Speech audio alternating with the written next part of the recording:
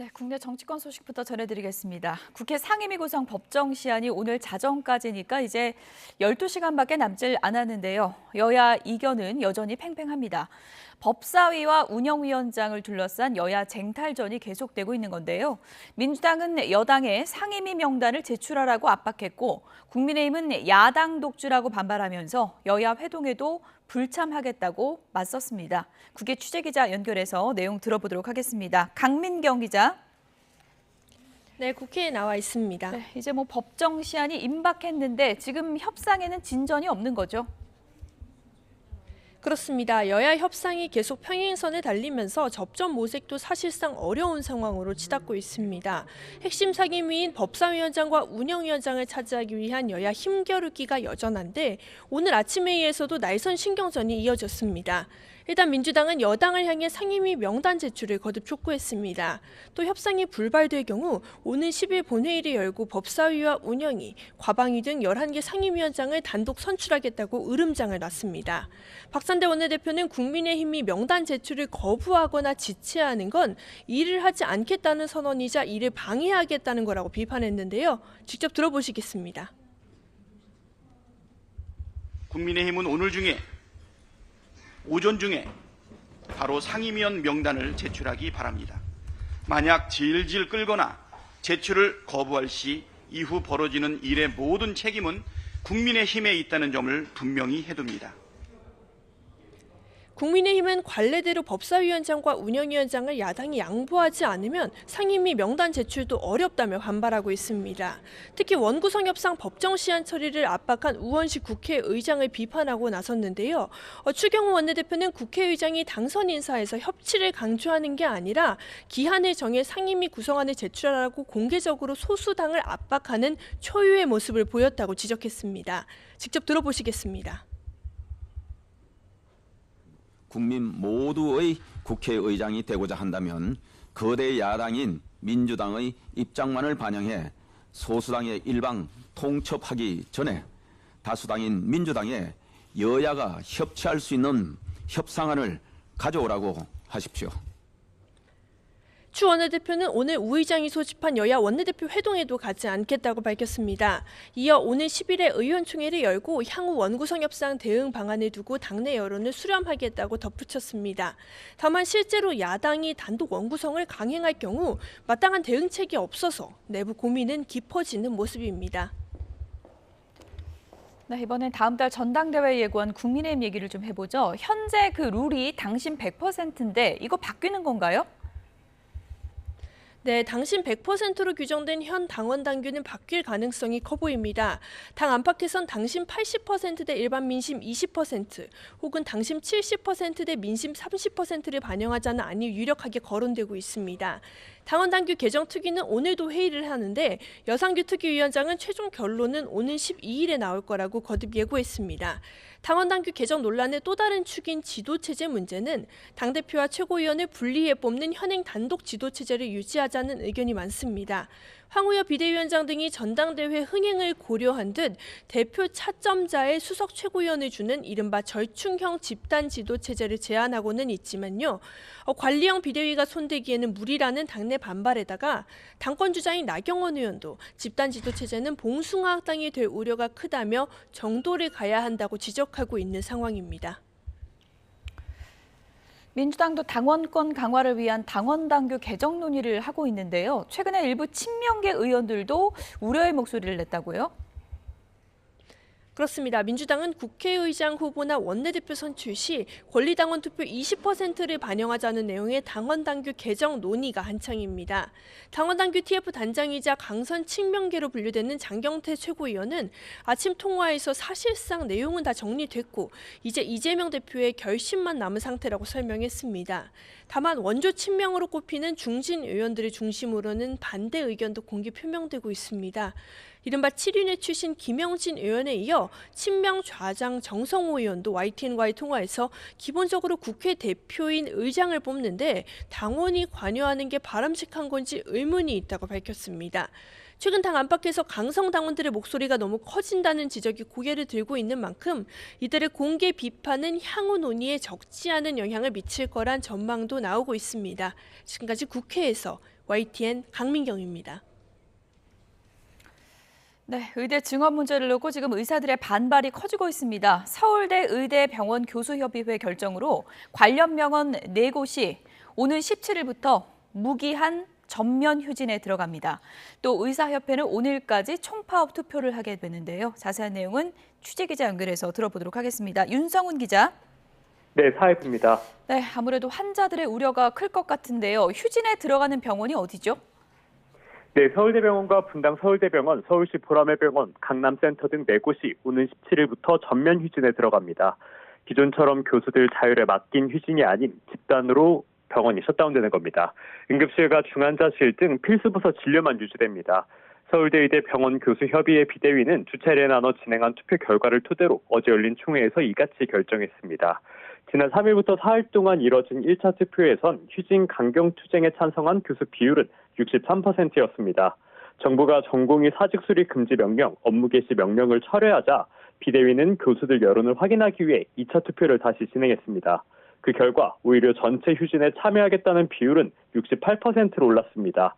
사실상 정부가 전공의를 위해 내놓은 유화책이 역효과를 불러온 셈입니다.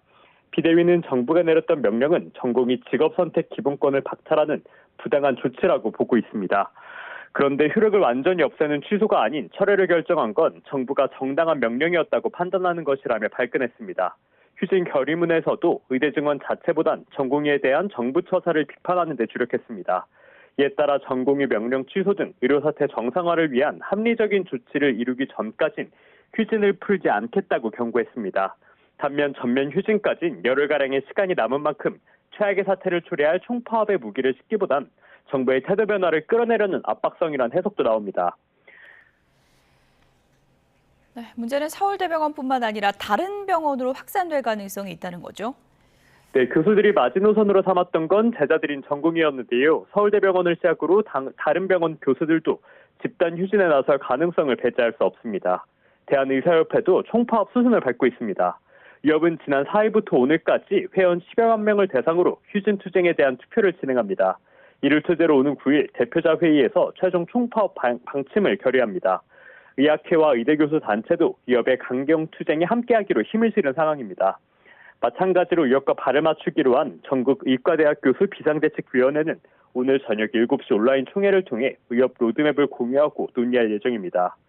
의정 갈등이 다시금 변곡점을 맞고 있는 가운데 환자들 피해가 가장 우려됩니다. 환자단체는 휴진은 생명권을 박탈하는 비인도적 결정이라며 철회를 촉구했습니다.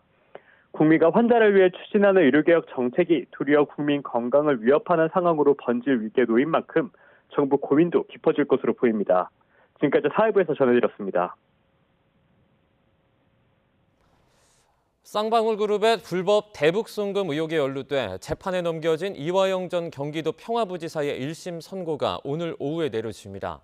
당시 경기도지사였던 더불어민주당 이재명 대표의 대북송금 의혹 수사에도 영향을 미칠 수 있는 만큼 선고 결과에 관심이 쏠리고 있습니다.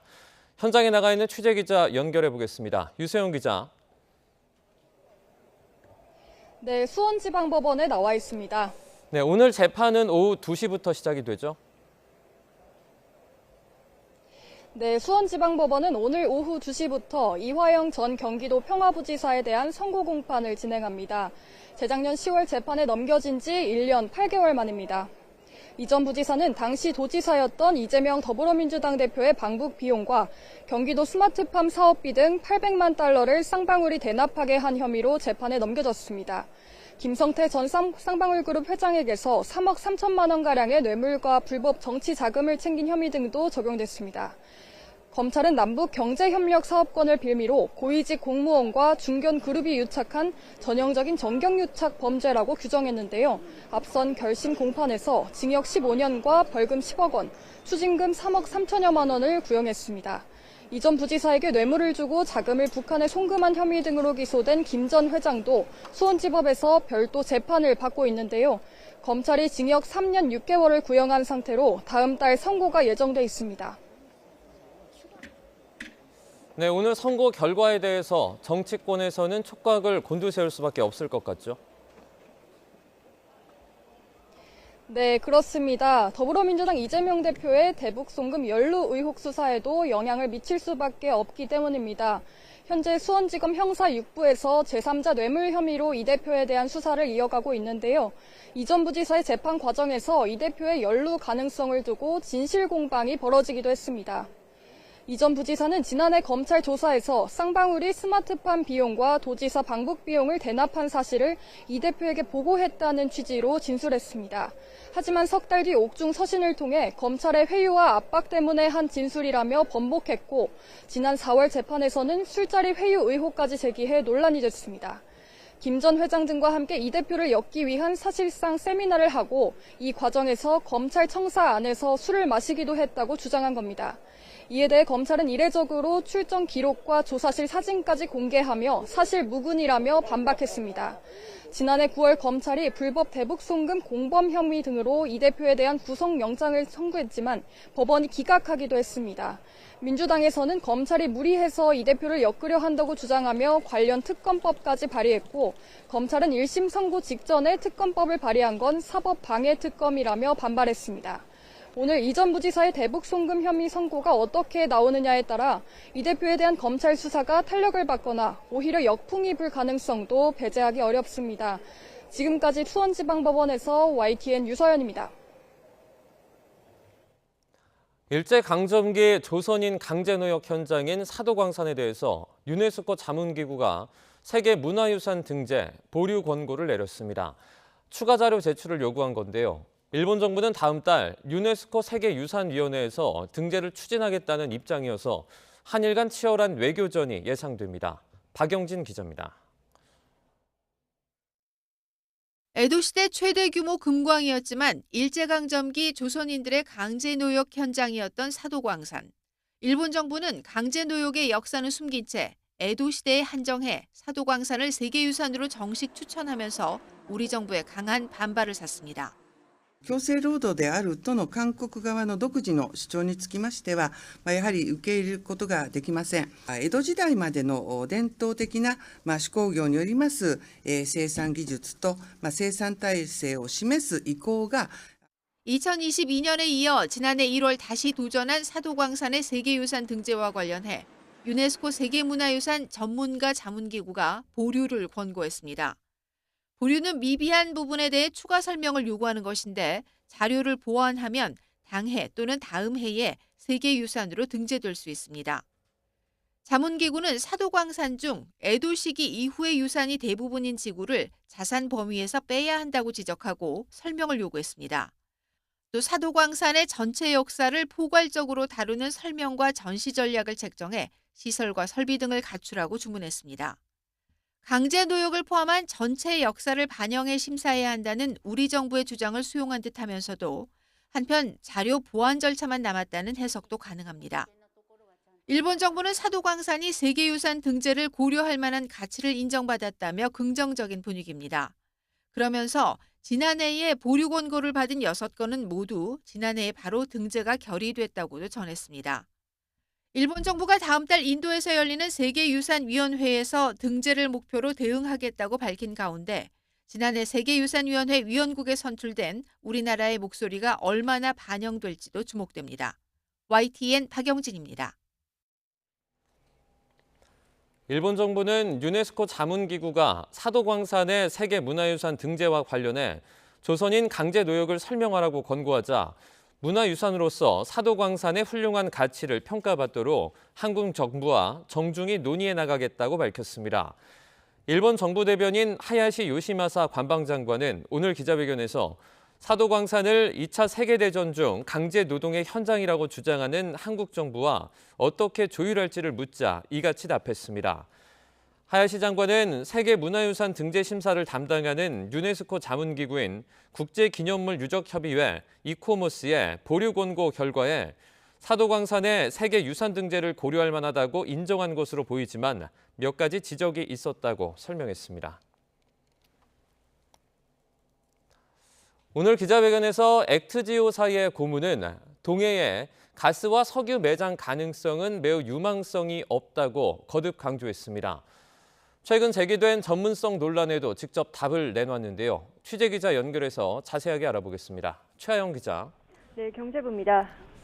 액트지오사의 고문이 동해의 가스와 그리고 석유 매장 가능성이 크다고 평가한 근거는 어떻게 됩니까? 네, 우선 우리 동해 두 가지 장점을 꼽았습니다. 이미 기존에 시추공 3개가 있었고 다른 분지에 비해 탄성적 품질이 더 좋았다는 겁니다. 다만 여기서 상당한 규모의 경제성 있는 탄화수소가 누적된 사실은 아직 찾지 못했다며 이 부분의 리스크와 불확실성이라고 말했는데요. 액트지오는 기존에 있던 3개 유정이 왜 실패했는지 분석했고 여기에 기반해 더 규모가 있는 가능성을 찾아냈다고 설명했습니다. 그래서 유망구조 7개를 도출했다고 밝혔는데요. 이 유망성이 상당히 높다면서 모든 유정에서 석유와 가스를 암시해주는 요소가 갖춰져 있었다고도 말했습니다. 이렇게 유망성을 높이 평가한 근거에 대해선 이렇게 얘기했습니다. The answer is, don't get me wrong, it's still risky, right? It's 20%, meaning there's 80% chance that it will not work. If there was one prospect out there, I didn't want to drill it. 그러니까 유망구조가 하나가 아닌 7개가 도출된 만큼 가능성이 높다는 건데요. 실제로 입증할 수 있는 방법은 시추밖에 남지 않았다고 강조했습니다. 네, 조금 전에 앵커 설명 중에 유망성이 없다라고 제가 말씀을 드렸는데요. 유망성이 높다고 거듭 강조했다 이렇게 정정을 하도록 하겠습니다. 그럼 이어서 질문 드리겠습니다. 최근 논란이 된 가정집 본사에 대해서도 직접 입장을 밝혔죠?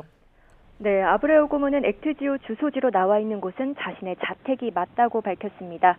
그러면서 전 세계 석유 관련 회사들이 인력을 감축하고 있는 추세라면서 큰 회사에 속해 있지 않더라도 외부에 훌륭한 인재들이 존재하고 있다는 뜻이라고 말했습니다. 그렇기 때문에 액트지오 팀도 전 세계 각지에 흩어져서 업무를 보고 있다면서 업무를 볼 때 필요한 요소는 컴퓨터와 소프트웨어, 카메라밖에 없다고 덧붙였습니다.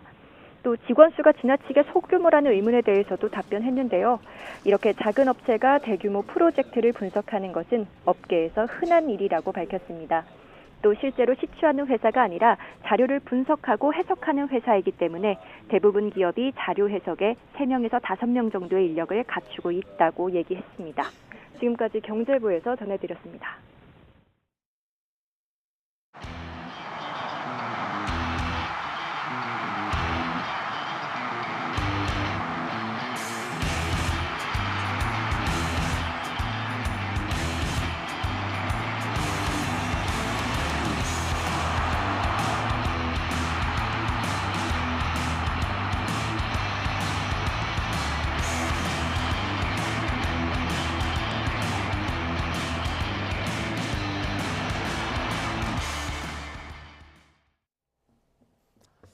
김도훈 임시감독이 이끄는 축구대표팀이 싱가포르 원정에서 대승을 거뒀습니다.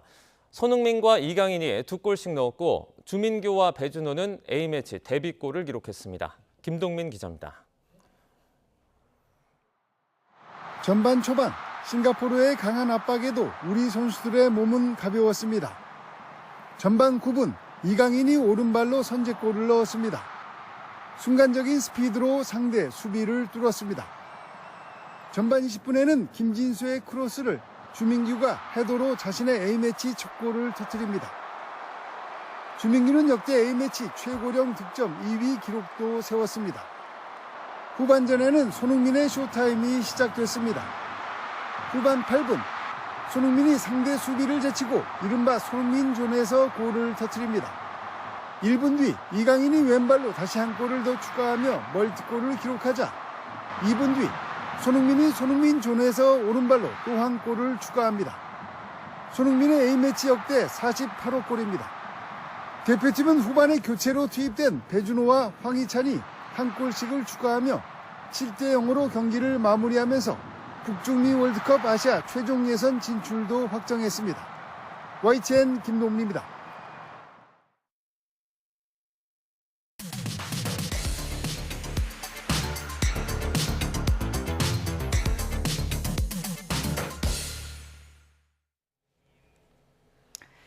각이 살아있는 정치평론 시사정각 시작하겠습니다. 오늘은 김진전 중앙일보 논설위원 그리고 최창렬 용인대 특임교수 두 분을 모셨습니다. 어서 오세요. 안녕하세요.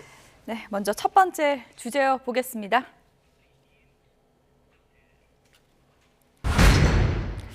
당의 부통령이 생기는 걸까요? 지금 다음 달 전당대회 앞둔 국민의힘에서 이런 얘기가 나오고 있습니다. 그러니까 전당대회에서 1등한 사람은 대표, 2등한 사람은 부대표 이렇게 해서 2인 체제로 가겠다라는 건데요. 미국의 대통령제도 아니고 부통령이 갑자기 왜 나오는 겁니까? 황 위원장의 논리는 2년 동안에 당대표가 6번 바뀌었다. 그렇게 요동을 치니까 차기 당대표가 유사시에 그의 역할을 대행할 수 있는 일종의 부대표가 필요하다. 이런 식의 논리인데 몇 가지 현실과 논리가 맞지 않죠. 우선 첫째는 추경호 원내대표라고 하는 원내대표가 있습니다. 예. 그래서 이 대표 권한대행 역할을 충분히 할 수 있고 자, 그리고 두 번째는 그러면 전당대회에서 2등한 넘버2가 부대표를 맡아야 되는데 예. 만약에 현재의 어떤 여론조사 결과로 따지자면 어쨌거나 이제 탑2가 한동훈 위원장이 출마를 하게 되면 한동훈 그리고 나경원인데 예. 자, 둘 중에 한 사람이 대표, 한 사람이 부대표 이렇게를 맡을지 모르겠습니다. 그러면 이 윤석열계에서 나경원 의원을 집중적으로 지금 친윤계로 포섭을 하고 있거든요. 그렇습니까? 네, 그렇죠. 그러니까 친윤계의 대체 주자로 생각을 하고 있고 그런데 10년 전 2014년 때 박근혜 대통령 때 반박계의 수장인 김무성 이 대표가 됐고 예. 그리고 집단 지도 체제 때문에 친박계의 수장인 서청원 의원이 넘버2맨이 됐는데 저도 기억납니다. 맨날 싸웠잖아요, 두 분이. 그러니까요. 예. 극심한 갈등 때문에 당이 봉숭아 학당이라는 소리까지 예. 들었고 그래서 저거는 현실적으로 그리고 논리적으로 대단히 위험하고 좀 상당히 근거가 없는 아이디어다. 지금 일각에서는 이런 얘기가 있습니다. 그러니까 한동훈이 나오면 대표가 될 것 같으니까 혼자 힘을 실어줄 수는 없고 거기에 친윤 부대표를 앉혀서 한동훈 힘 빼자 이런 전략 아니냐 이런 시각이거든요. 그래야지 이 부대표를 좀 새로 두자는 게 설명이 될 것 같아요. 예. 이런 명분은 될 수 있어요. 이제 지금 이 대표와 최고위원을 분리해서 선출하잖아요. 근데 이제 분리해서 선출하니까 말하자면 나경원, 안철수, 유승민 이런 분들이 이제 출마할 가능성이 있는데 예. 한동훈 전 비대위원장 이외에 말이죠. 만약에 출마해서 낙선되면 전당대회에서 당권을 못 잡으면 그 애매해진단 말이에요. 예. 그렇기 때문에 아예 출마를 못할 것을 막기 위해서 다시 말하면 당의 어떤 전당대회 흥행을 위해서 이분들의 참여를 돋구기 위해서 예. 뭐 최고위원 두자. 그래서 이제 분리 선출하지 말고 같이 통합해서 선출해서 그렇게 하자라는 말은 나왔었어요. 이른바 예. 단일 지도 체제냐 집단 지도 체제냐 얘기는 나왔었는데 부대표는 너무 뜬금없어요. 부대표는 그거하고는 좀 다른 개념이거든요. 예. 아예 1등은 대표, 2등은 부대표 이렇게 하자는 건데 아까 뭐 부통령 얘기도 잠깐 했습니다만 뭐 그렇게 빗대서 말씀하셨는데 기본적으로 이거는 지금 말씀하신 것처럼 한동훈 전 비대위원장이 만약에 당대표가 되면 이분을 당의 이제 친윤 걔가 좀 견제하려 하는 거 아니냐 이런 식의 어떤 평가나 전망이 충분히 가능성이 있다. 예. 그렇지 않고는 이해하기 어려운 전 발상이라고 생각합니다. 예. 예. 집단 지도 체제도 아니고 단일 지도 체제도 아니고 무슨 하이브리드다 이런 얘기까지 나왔는데요. 이재영 당협위원장은 황우여 위원장의 이런 발상에 대해서 이런 분석을 내놨습니다. 들어보시죠. 지난번에 저희 겪어봤지 않습니까? 이준석 대표가 그러니까 나가게 됐잖아요. 그 상황도 포함을 할 수밖에 없겠죠. 지금 상황에서는 황우여 대표의 개인적인 입장이기 때문에 제가 그거를 그렇게 말할 수는 없을 것 같은데 다만 이 말씀을 드리게 하이브리드라는 단어가 예. 황우여 대표께서 평소에 쓰시는 단어일까에 대해서는 궁금증이 듭니다. 네, 뭐 가상 시나리오입니다만 이런 의심도 가능하다는 거거든요. 한동훈 전 위원장이 대표가 되면 이준석 전 대표처럼 나가게 하고 2등 부대표를 그냥 대표로 밀자 이런 시나리오라는데 어떻게 보십니까? 이 상황과 스타일이 한동훈 위원장은 많이 다르죠.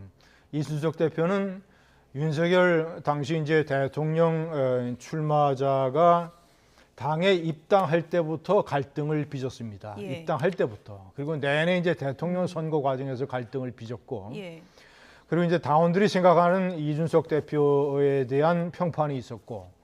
한동훈 위원장은 만약에 당대표가 된다면 뭐 1차, 2차 상당히 뭐 현재 대세론이 형성이 돼 있으니까 그래서 안정적인 당대표가 될 것이고 그리고 윤석열 대통령과는 서로가 이해관계가 맞아떨어지기 때문에 극심한 갈등을 피하고 불가근 불가원, 불편한 동거, 하지만 깨지지 않는 동거, 쇼윈도 부부 이런 식의 관계를 맺을 것이 거의 틀림없기 때문에 충돌이 일어나지 않습니까? 충돌이 일어나도 그 소리가 담 밖으로 나오거나 아니면 관계가 완전히 깨지는 뭐 파경에 이르는 그런 정도까지는 양측이 다 자제를 할 것이다. 사안에 따라서 뭐 이 의견의 차이는 있을지 모르지만 그래서 이준석 대표의 케이스를 상정을 해서 저런 식으로 해석을 하는 것은 현실과 스타일상 맞지 않다. 이렇게 판단합니다. 친윤 부대표를 만약에 내세운다면 친윤계 쪽에서 누가 나올까? 지금 뭐 이름까지 거론이 되고 있습니다. 권영세나 이철규 아니겠냐 이런 얘기인데요. 근데 어차피 이제 이건 만약에 출마해서 낙선하면 떨어지면 아예 사라지는 건 아니잖아요. 부대표를 하는 이제 그런 그런 전제가 있는 거라서 나올 가능성이 있다고 하죠. 근데 권영세 의원은 부대표를 하려고 나올 것 같지는 않고 물론 해봐야지 하죠. 한동훈 권영세가 많이 나온단 말이죠. 누가 당권을 질지는 알 수 없는데 한동훈 전 위원장의 지지율이 아무래도 높으니까 한동훈 전 위원장의 전대 승리 가능성이 높다고 본다면 그런 측면에서 이 부대표를 하려고 권영세 의원이 나올 것 같지는 않고 이철규 의원은 가능성이 있다고 봐요. 어차피 출마해서 아예 그 배제되는 게 아니란 말이죠. 부대표를 하면서 견제할 수 있으니까. 그동안 어쨌든 이철규 의원은 뭐 대통령을 많이 대변해 왔잖아요. 지금도 그런 스탠스고 말이죠. 그렇다면 만약 이런 식으로 이제 부대표제를 신설해서 간다면 이철규 의원 나올 가능성이 있다고 봅니다. 근데 그런 거는 아까 우리 말씀처럼 우선 친윤 친한이 아주 갈등이 노골화될 수 있기 때문에 그다음에 투톱이 있잖아요. 대표 원내대표 아까 말씀 나왔습니다만 전혀 하등의 부대표라는 게 실익도 없고 좀 명분도 약하다. 그래서 이게 저는 성사되기 어려울 것 같아요. 성사되기 어렵다. 황우여 비대위원장이 개인 아이디어인지 다른 쪽에서 같이 의견을 모은 건지 알 수 없겠습니다만 명분도 실리도 약하지 않느냐 이런 게 제 개인 생각입니다. 지금 얘기 들어보니까 친윤, 친한계 의원들 다 반대한다고 그러는데 황우여 위원장이 지금 혼자 주장하는 건가요? 저런 식의 어떤 실현 가능성이 별로 없는 아이디어를 용산에서 내서 밀어붙이는 것 같지는 않고요. 내려받은 계획은 아니다. 아니고 뭐 친윤계 의원 몇 사람과 뭐 의견이 있었을지는 모르겠지만 전체적으로 예를 들자면 8월 전당대회론을 황우여 위원장이 처음에 얘기를 한 것처럼 그리고 또 재창당 수준의 대대적인 혁신을 하겠다라고 또 얘기를 했던 것처럼 저는 이어지는 일련의 황우여 위원장의 오버 액션이 아닌가 이런 식의 판단이 됩니다. 그리고 부대표를 할 수 있는 친윤계의 자원이 없어요. 그렇군요. 이철규 권영세 의원은 대중적 지지율이 거의 제로나 1%입니다. 본인들은 그렇게 생각 안 하실 수도 있을 것 같아요. 여론조사 결과가 다 나오잖아요. 그리고 아무래도 제가 판단할 때는 민심 반영이 50% 내지 30%로 바뀔 것 같은데 그러면 어디서 표를 얻습니까? 그래서 만약에 한동훈 위원장이 대세론을 업고 출마를 하게 되면 친윤계에서 반한 연대를 결성을 하게 된다면 결선 투표를 노려서 그러면 그 대표 주자로 나경원 의원을 중심으로 결석을 할 터이지 이철규나 권영세 의원이 대안이 될 것 같지는 않다.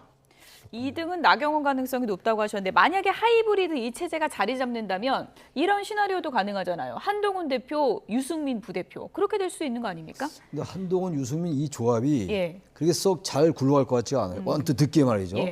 유승민 전 의원이 과연 한동훈 전 위원장이 당대표가 되면 그 당대표면서 부대표 역할을 할까요? 명색이 대선 주자급인데 저는 그럴 가능성은 별로 없다고 보고 아마 본인이 원치 않을 겁니다. 아마 그렇게 정치하는 사람 같지 않아 보이고 나경원 의원도 대선 주자급인데 아무튼 한동훈 위원장을 같이 동거를 한다? 그것도 불편할 수 있어요. 근데 나경원 의원은 뭐 친윤, 비윤 이런 걸 떠나서 비윤으로 자리매김 됐다 요즘 또 친윤 쪽으로 살짝 이제 가는 것 같기도 하고 좀 애매해요. 항상 애매하다고요. 특별히 자기의 분명한 정체성을 내세우는 그런 정치는 아니기 조금 전에 때문에. 김진희 의원님이 포섭하고 있다 이렇게 표현을 그래서 해주셨는데. 그러니까 포섭이라는 단어가 맞을 수가 있는 거죠. 예. 그 조합도 그렇게 썩 그게 어울려 보이지 않아서 예. 제가 볼 때는 어차피 부대표 이 시스템은 전 별로 국민의힘에게 별로 유익하지 않다 이렇게 생각합니다. 한동훈 전 위원장 입장에서 이런 논란을 보면서 아니 뭐 나는 나간다고 하지도 않았는데 날 상정해서 힘 빼기부터 하고 있냐. 아 이럴 거면 안 나간다 이렇게 생각할 수도 있지 않을까요? 어떻게 보십니까? 한동훈 위원장이 출마에 거의 마음을 굳혔다라고 읽을 수 있는 가장 최근의 징표가 김웅국 씨입니다. 그렇죠. 김웅국 씨를 만나서 2시간 동안 저녁을 먹었는데 일어설 생각을 하지 않고 열심히 대화를 했다는 거 아닙니까? 그런데 김웅국 씨의 얘기가 재밌어요. 두 사람이 만나서 전당대회 출마 얘기를 안 했겠습니까? 제가 봤을 때는 했을 텐데 얘기가 안 나왔다고 둘러대면서도 한동훈 위원장이 전당대회 당대표에 들이대야 된다. 김웅국 씨의 본인의 주장을 얘기한 것이죠. 한동훈 위원장의 현재의 심리 상태나 출마 여부에 대한 판단과 동떨어진 얘기를 김웅국 씨가 주장으로 했겠습니까? 아니죠. 예, 교감이 있었을 것이다. 2시간 동안 저녁 먹으면서 충분한 교감이 있었을 거고 그 교감을 바탕으로 한동훈 위원장이 출마할 것이다라고 얘기하면 부담이 되니까 들이대야 된다고 얘기한 것이 저는 가장 최근의 징표라고 봅니다. 김웅국 씨 표현대로 한동훈 전 위원장이 들이댈 거면 이준석 개혁신당 대표 의원은 이렇게 얘기를 했습니다. 이 질문부터 답을 해라 이런 요구인데요. 들어보시죠. 한동훈 위원장이 제2의 이준석이 되려 그러면은 제대로 싸워야 될 텐데요. 근데 우리가 기억하고 있는 거는 싸울까 말까 하다가 그냥 카노사이 굴욕 사진, 눈밭의 90도 인사. 그 세계사 시간에 배우는 카노사의 굴욕 사진이거든요. 저는 한동훈 위원장은 만약에 이번 대표되면 뭐 선거가 없기 때문에 한 2년 동안 만약에 임기를 하게 된다면은 그게 제가 참 의문인 거예요. 무엇을 하려고 나오는 것인가? 대표에서 뭔가를 해야 되는데 성과가 나야 되는데 대표가 뭐 월급이 있는 자리도 아니고 왜 나오는 거지? 딱 첫 번째가 뭐냐면 당신은 신윤이호 반윤이호를 답해야 됩니다.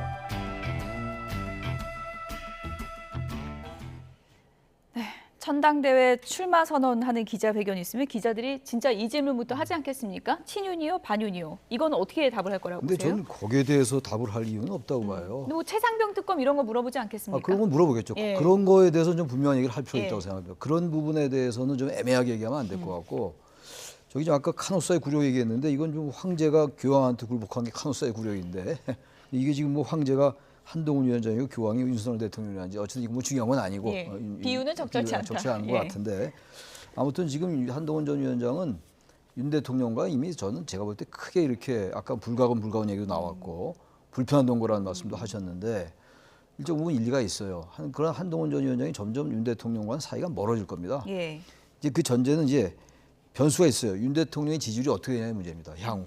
지지율이 계속 떨어지고 지금 현재 총선에서 지고 난 다음에도 별로 변화하는 모습을 안 보이고 있잖아요. 여권 전체가 말이죠. 그런 모습이 계속된다면 한동훈 전 위원장이 의외로 윤 대통령과의 각이 더 심해질 수 있어요. 물론 이제 살아있는 권력에 대한 이제 그 부담이 있죠. 살아있는 권력이 누구를 대권 주자로 만들기는 어렵다 하더라도 만들지 못한다 하더라도 만들지 못하게 방해할 수 있는 거 아니겠어요? 다 아는 사실이에요.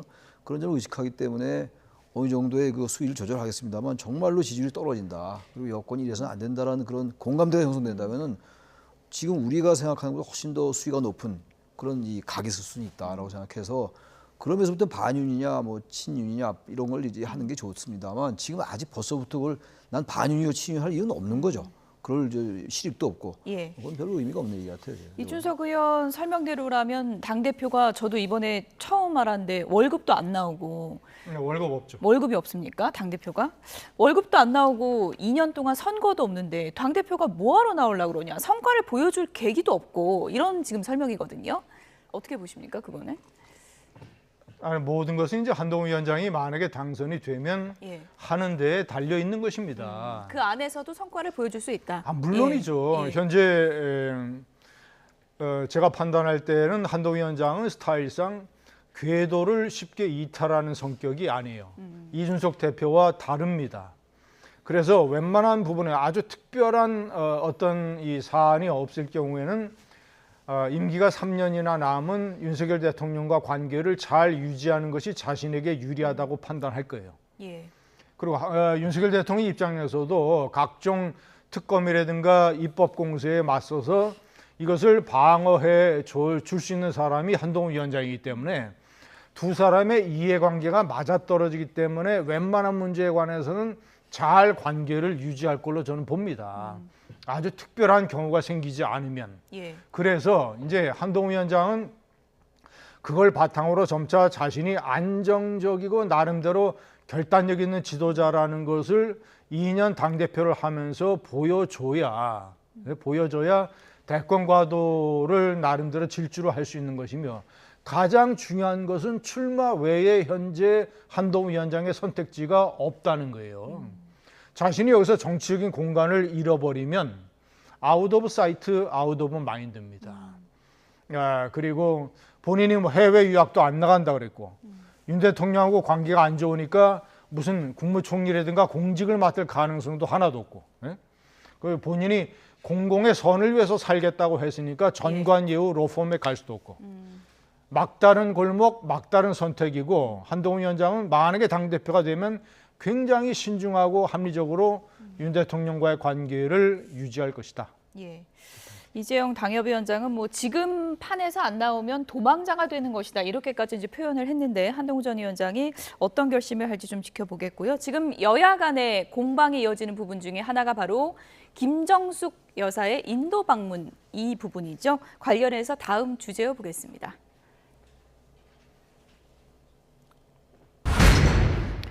참 치졸하다. 도종환 전 문체부 장관이 오늘 언론 인터뷰에 나와서 여당의 공세를 이렇게 비판했습니다. 오늘 아예 초청장을 들고 나왔는데요. 얘기 들어보시죠. 이번 축제에 주빈으로 참석해 주시기를 공식 초청하게 된 것을, 영부인 김정숙 여사님과 대표단을 공식 초청하게 된 것을 매우 기쁘게 생각합니다. 이렇게 초청장을 모디 총리가 보냈어요. 주빈으로 초청을 한 거예요. 그래서 모디 총리가 국빈 대우를 하라, 이렇게 직접 지시를 했어요.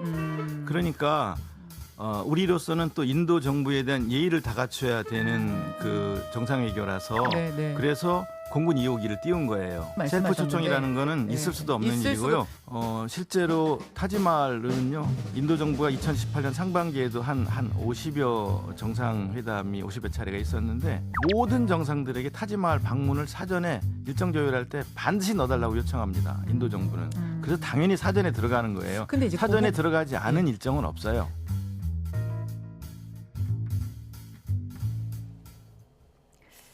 네, 인도 방문의 단장이었던 도종환 전 장관이 오늘 직접 초청장을 들고 나왔습니다. 이거 봐라, 여당에서 왜 공개 못하냐 하는데 보여주겠다. 모디 총리가 직접 보낸 거다라고 하면서 공개했거든요. 지금 논란이 일단락 될까요? 저는 일단락 될 것 같지 않아요. 여야가 지금 주장하는 게 전혀 다른 게, 초청장은 이제 10월 26일 날짜로, 2018년도 이 10월 26일 날짜로 인도의 모디 총리의 명의로 이제 왔어요. 김정숙 여사를 초청한다는 게 왔는데, 이게 이제 여당의 주장은 이게 셀프 초청이다. 우리나라가 우리 측에서 지금 김정숙 여사를 초청해 주시오라고 얘기해서 거기서 보낸 것이다, 이런 얘기예요. 그 처음에는 이제 그 인도에서 그 문체부 장관이 이제 오기를 바랬는데, 그리고 난 다음에 이제 고위급 인사를 보내달라고 이런 얘기가 오고 갔기 때문에 그래서 김정숙 여사를 얘기했고, 그래서 이제 셀프 초청이라고 얘기하는 것이고, 또 하나 이 주장하는 게, 맨 처음부터 타지마할 그 묘, 거기에 일정이 들어 있었다는 거예요. 그건 팩트로 나오는 거 아닙니까, 지금? 근데 그 부분에 대해서 여당은, 봐라, 이게 애당초 김정숙 여사가 타지마할 묘를 관광 목적으로 방문하기 위해서 일정에 집어넣었던 것이다. 근데 야당에서 얘기하는 것처럼 거기 가서 갑자기 그 인도에서 그러면 오신 김에 저기 타지마할 묘도 같이 가시죠라고 한 게 아니다라는 논거로 되고 있는데, 지금 반대예요. 도종환 의원 얘기는 그게 아니라, 그 당시 문체부 장관 얘기는 그렇지 않다. 이 타지마을은 어느 저기 정상들이 와도 정상부로 왔기 때문에 타지마을은 다 들르는 곳이다, 이런 얘기라서 또 진위가 또 달립니다. 여기 말하자면 팩트는 분명히 하나인데 여기다 해석이 다르기 때문에, 도종환 저 당시 문체부 장관의 오늘 그 방송 인터뷰에도 불구하고, 초청장을 보여줬음에도 불구하고 논란은 계속될 것이다라고 저는 봅니다. 그러니까 지금 투트랙으로 초청장이 왔다는 설명을 오늘 했거든요. 그 인도의 차관이 문체부 장관을 초청한 거 하나의 트랙, 그리고 김정숙 여사를 초청한 건 또 다른 트랙이라고 지금 얘기를 했는데 이것을 혼용해서 여당에서 오해를 한 거다라고 반박을 했는데 그 부분은 어떻게 보십니까? 도조환 장관의 설명이 설득력이 매우 부족하죠. 왜냐하면 예. 인도에서 영부인을 국빈급 대우를 할 터이니 방문해달라고 초청을 한다면 예. 아니 어느 나라에서 국빈급 초청을 방문하는 일자에 9일 전에 초청장을 보냅니까? 적어도 한두 달 전에는 보냈어야죠. 우선 그것이 김정숙 여사의 방문이 굉장히 급하게 서둘러서 이루어졌구나라는 하나의 반증이고, 두 번째는 방문 2개월 전에 주 인도의 한국 대사관에서 한국의 정부 외교부에 공문을 보낸 게 다 공개가 됐습니다. 인도에서 이 장관급, 그러니까 문체부죠. 관련 부처니까. 예. 관련 부처에 장관급을 보내달라라는 이런 이 재차 요구가 있었다라는 공문이 2개월 전에 와서 다 공개가 돼 있어요, 지금. 예. 아주 그러니까 사안은 명백한 거 아닙니까? 많은 국민이 의아해하고 지금 뭐 특검이나 공수처 수사 얘기가 나오는 이유가 원래 일이 진행된 대로 인도 정부의 요청대로 도조환 장관이 대표단을 이끌고 수행원 4-5명 데리고 민항기에 비즈니스 좌석이라든가 뭐 하여튼 1등석이든가 타고 갔으면 예. 전체 3천만 원 정도 들 일을 김영숙 여사가 나서서 본인이 나서서 대표단의 특별수행원 자격으로 가면서 대통령 전용기를 타고 해서 총 50명 가까이, 아니 경호팀만 14명이 붙었어요. 도조환 장관이 갔으면 경호원이 필요 없는 일을, 그래서 4억의 세금을 저런 식으로 낭비하고, 도대체 이게 김대중 대통령 정권 때 이희호 여사가 영부인 단독 외교를 하면서 유엔의 아동 이 관련 세계 총회에 참석을 하면서 대통령 전용기를 탄 게 아니라 예산을 아끼기 위해서 민항기 좌석을 이용을 했습니다. 나이 많은 이희호 여사도 아니 대통령실에서 그렇게 해야지. 그래서 그것이 문제의 지금 가장 논란의 본질이다. 예.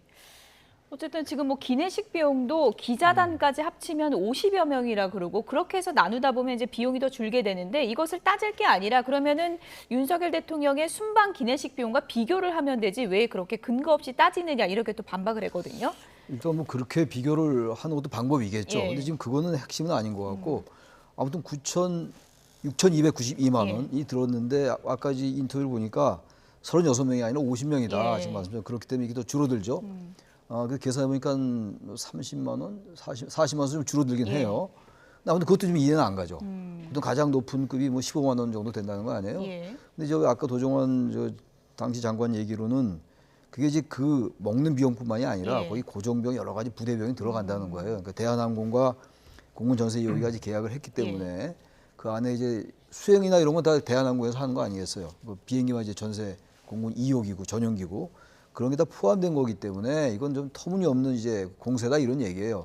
전 그래서 문체부가 지금 대한항공도 여기 대해서 구체적인 내용을 잘 공개 안 하는 것 같고 또 문체부에서도 이 부분에 대해서 좀 세부적인 게 가능하단 말이죠. 그걸 좀 내놔야 될 것 같아요. 예. 그걸 내놓으면 어차피 이런 그 서로의 주장과 관점이 워낙 다르기 때문에 여당, 야당 도조환 의원의 얘기하고 이 여당의 관점 자체가 달라요. 도조환 장관하고 여당의 관점이 다르기 때문에 일단 그 기내식 문제는 그 문체부가 예산을 좀 아주 디테일한 거, 예. 아주 세부적인 것도 가능한 게 좀 나올 수 있을 것 같기도 해요. 6년 전 일이긴 합니다만 예. 그걸 잘 좀 해서 이 논란을 좀 종식시켜야 될 것 같아요. 예. 이게 지금 김건희 여사 특검, 뭐 김정수 여사 특검 이거 뭐 전현직 대통령들 그 아내에 대한 특검 얘기를 이제 이 국회 22대 국회 벽두부터 이러고 있는데 예. 이걸 양당이 좀 자제할 필요 있을 것 같아요. 예. 네. 문재인 전 대통령도 최근에 적극적으로 인도 방문 논란에 대해서 반박을 하고 있습니다. 뭐 국정을 안다면 있을 수가 없는 치졸한 시비다. 대통령 부부 해외 순방 경비는 소관부처에서 예산을 편성하고 집행한다라면서 청와대는 일체에 관여하지 않았고 그리고 국민의힘에 대해서는 굉장히 품격이 없는 정치를 하고 있다. 이렇게 일침을 날리기도 했는데요. 문재인 전 대통령 입장에 대해서 성일종 국민의힘 사무총장은 이렇게 반박을 했습니다. 들어보시죠. 문재인 대통령은 품격을 지키라고 얘기를 했습니다. 하지만 대선 당시부터 지금까지 범민주 진영은 김건희 여사에 대한 온갖 루머 생산과 공작을 일삼았었습니다. 당시 문재인 대통령은 현직 대통령이었습니다. 인권 변호사를 자처하신 문 대통령께서는 민주당 진영이 영분의 인권을 짓밟고 가장 모욕적이고 수치스러운 추악한 정치 공작이 이루어졌을 때 품격을 지키라고 범민주 진영의 얘기를 한 번이라도 한 적이 있습니까? 부인의 특권 관광 의혹이 불거지자 이젠 품격을 지켜달라고 말하고 있습니다. 내 부인은 중요하고 다른 사람의 부인에게는 모욕과 수치스러움을 주어도 괜찮은 것입니까? 역대급 내로남불입니다. 내 부인은 중요하고 다른 사람 부인은 모욕 줘도 되냐 이렇게 따져 물었는데요. 어떻게 들으셨습니까? 많은 국민들이 이번 사건에 대해서 의혹의 시선을 가지고 있잖아요. 예. 그런데 그러면 그 많은 국민들이 치졸하고 품격이 없는 사람들입니까? 가장 중요한 것은 이것은 문제가 다시 불거진 게 문 대통령이 회고록에서 얘기를 한 거예요. 예? 인도의 모디 총리가 대통령인 내가 방문을 해주기를 여러 차례 원했다. 예? 아니 그게 우선 논리적으로 잘 설득력이 없어요. 왜냐? 허황우 기념공원 착공식 그 행사 4개월 전에 문재인 대통령 부부가 인도를 국빈 방문했습니다. 예. 아니 4개월 전에 국빈 방문을 한 대통령에게 무슨 대단한 수교 행사나 국가적인 행사나 국제회의도 아닌데 예. 호황우 기념공원에 대통령대로 다시 와달라고 모디 총리가 부탁을 한다? 이게 굉장히 설득력이 없잖아요. 아내는 원치 않았는데 등 때밀려서 갔다? 외교당국이 건의를 했다? 제가 봤을 때는 이게 이 4억 원 전용기 이런 것들이 많은 문제가 되니까 상당히 문재인 대통령 측에서 화들짝 놀란 것 같아요. 그래서 급하게 해명을 내놨는데 해명이 의혹의 꼬리와 꼬리를 잇고 있다. 때문에 저것은 거듭 주장을 하지만 저는 특검은 국민의힘에서 찬성을 못할 겁니다. 왜냐? 최상병 특검이라든가 특검을 반대하는 논리가 있기 때문에. 예. 수사를 지켜봐야 된다. 특검이 예. 안 된다면 공수처 수사나 국정조사를 해서 예. 문재인, 김정수 전 대통령 부부를 국회에 증인으로 나오라고 해서 물어봐야 됩니다. 그리고 대한항공 관계자도 부르고 해서 그래야 국민들의 의혹이 가시지 예. 저런 식의 해명 가지고는 풀리지 않을 것이다. 네. 도종환 전 장관이 오늘 초청장까지 들고 나왔지만 논란의 종결점은 아닐 것이다. 두 분 모두 이렇게 얘기를 해주셨고요. 지금 이제 민주당에서는 김건희 여사 소환 조사해야 된다 이런 얘기가 나오고 있고 일부 언론에서는 포토라인에 세운다 이런 보도가 나오니까 또 검찰에서 부인하고 그랬거든요. 지금 여론 떠보기 아니냐 이런 또 시각도 있던데 어떻게 보십니까? 김건희 여사에 관련된 수사는 저는 어떤 형태로든 소환이 이루어져야 될 것 같아요. 지금 특히 명품백 그 사건이 더 크잖아요. 지금 도이치 주가 조작 의혹 사건보다도 명품백 사건은 어쨌든 김건희 여사가 이게 말하자면 청탁금지법 위반 여부가 더 쟁점인 거거든요. 지금 뇌물 이런 건 전혀 아니고. 근데 그것이 이제 만약에 받으면은 금전적인 수익이 있을 수 있다는 걸 인지했으면 이게 큰 문제가 되는 거예요. 근데 그렇지 않은지 그런지를 이제 수사해봐야 되는 건데 소환하지 않고 그게 가능할까? 서면 조사로 한다면 야당의 공격이 더 세질 거예요. 그러니까 이왕 하려면 특검은 나중에 수사를 지켜보고 하자고 얘기하자면 국민이 말이죠. 일단 소환 조사에 너무 반대하지 않는 게 맞는 것 같아요. 그러면 특검을 반대할 수 있는 명분이 생기겠죠. 소환 조사를 해도 이제 방식이 예를 들어서 포토라인에 세우냐 안 세우냐 이 부분도 굉장히 좀 중요할 수 있는데 일부 언론에서 이런 기사를 낸다는 거는 검찰 쪽 분위기에도 그런 기류가 좀 있다 이렇게 읽을 수 있을까요? 우선 이원석 검찰총장의 그 언급하는 수위가 간단치가 않아요. 특혜도 없고 특권도 없고 성역도 없다. 이거 아닙니까?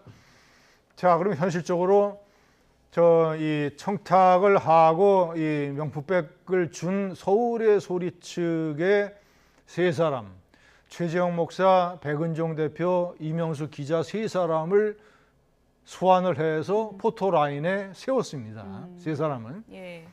그런데 만약에 이쪽에서 김건희 여사를 소환 조사를 하면서 포토라인에 세우지 않는다고 한다면 아마도 여론이 그렇게 호의적이지 않을 것이다. 그리고 문제를 계속 양산할 것이다. 예. 그래서 차제에 검찰이 이번에 명품백 사건뿐만 아니라 현재도 수사가 진행되고 있는 도이치모터스 사건과 관련해서도 진술을 들을 거라는 거 아닙니까? 소환을 하게 되면. 예. 그래서 차제에 검찰도 문제를 자꾸 일으키고 의혹 확대 재생산을 막기 위해서 이번에 뭔가 상당히 이 과감한 조치를 할 가능성이 높다. 이렇게 판단이 포토라인 서는 시나리오가 가능성이 높아 보인다. 이렇게 보시는 건가요? 가능성이 점점 높아지고 있다. 이렇게 점점 판단이 높아지고 됩니다. 있다. 이렇게 보시는 거군요. 오늘 오후에 주목받는 판결이 한 가지 있습니다. 마지막 주제로 이 내용 살펴보겠습니다.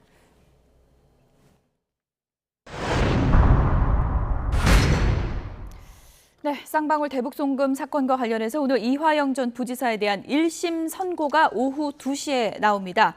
이 1심 선고, 이재명 대표의 정치적 운명도 가를 것이다.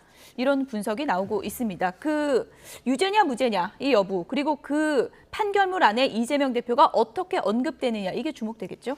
그러니까 이재명 대표 얘기는 아직 안 나오는데 이화영 전 그 당시 부지사니까 그 예. 지사는 이제 이재명 대표였고 북한에 800만 달러를 이제 대납하겠다는 거잖아요. 대북 송금 의혹이 바로 그건데 500만 달러는 이제 그 스마트팜 사업이고 300만 달러는 이재명 당시 지사의 예. 방북 비용이라는 건데 아무튼 여기서 유죄가 나오게 된다면은 지금 이재명 대표의 그 수사가 달려갈 수가 있겠죠. 기소가 또 될 수가 있고 예. 조금 더 심하게 나아간다면은 검찰이 영장 청구할 수도 있을 것 같기도 해요. 이 사안에 대해서. 왜냐하면 그 당시 부지사였고 지금 이화영 전 부지사는 이재명 대표가 몰랐다는 거 아니에요. 관여하지 않았다, 보고하지 않았다 이런 얘기란 말이에요. 그렇게 하면 이재명 대표 아무 문제가 없죠. 근데 그렇지 않고 어떤 형태로든 간에 그 이재명 대표가 인지했거나 이거 승인했다면 이건 얘기는 달라지는 거란 말이에요. 완전히. 예. 그러니까 오늘 이 유죄 여부가 바로 그것과 관련되는 거거든요. 만약 이화영 전 부지사에 대해서 유죄가 나온다면 이건 이재명 대표가 어떤 형태로든 간에 관여될 수 있다는 게 나오는 것이고 또 하나 문제가 이제 오늘 판결문이 나올 거 아니에요. 예. 판결문이 언제 공개될지는 모르겠습니다만 판결문에 이재명 대표에 대한 언급이 있다면 예. 검찰이 새로운 각도로 이 사건을 들여다볼 수 있겠죠. 이재명 대표 관련돼서 말이죠. 그래서 오늘 어쨌든 오후에 이화영 전 부지사의 이 재판, 이 1심 선고가 그동안 쭉 얘기되었던 그 이재명 대표에 관련된 사법 리스크, 예. 한번 영장이 기각된 겁니다만 저 부분이 상당한 영향이 있을 것 같긴 해요. 예. 굉장히 귀추가 주목되는 상황이죠. 예. 지금. 이재명 대표의 정치적 운명에도 변수가 될 수 있다. 이런 전망이 나오고 있는 상황인데 조금 전에 그래픽 다시 한번 좀 보여주실까요? 일단 그 혐의 중에서는 지금 대북송금, 그러니까 외국환거래법 위반 혐의, 쌍방울 법인카드 유용, 뇌물 혐의, 증거인멸 교사 혐의, 이 세 가지로 나눠볼 수가 있는데 가장 주목받는 것은 바로 첫 번째, 외국환거래법 위반 혐의가 인정되느냐 이 여부입니다. 그러니까 대북송금의 주체가 쌍방울을 넘어서서 이화영 전 부지사까지 인정이 된다면 이 부분이 이재명 대표에게도 좀 큰 사법 리스크가 될 수 있다는 전망인데요. 어떻게 보십니까? 당연하죠. 당시 이재명 경기지사에게 이 방북 이 비용 대납이라든가 이런 사안을 보고했다라고 검찰에 처음 진술한 사람이 이화영 전 부지사입니다. 그런데 이제 부인이 압박을 하고 말이 되느냐, 진술 번복해라. 이런저런 이유로 해서 이제 진술을 번복하고 더 나아가서 검찰이 술자리 판을 벌여서 자신을 회유했기 때문에 본인이 그런 진술을 했다라고까지 얘기를 했잖아요. 그래서 민주당에서 이것을 특검을 해야 되겠다라는 상황까지 이르렀는데 중요한 것은 당시에 술자리에서 술을 같이 거나하게 마시고 바깥에서 무슨 연어 안주를 사서 드리고 했다라고 하는 김성태 전 쌍방울 회장이 전면 부인했잖아요. 그런 사실 없다. 술 먹은 사실 없다. 예?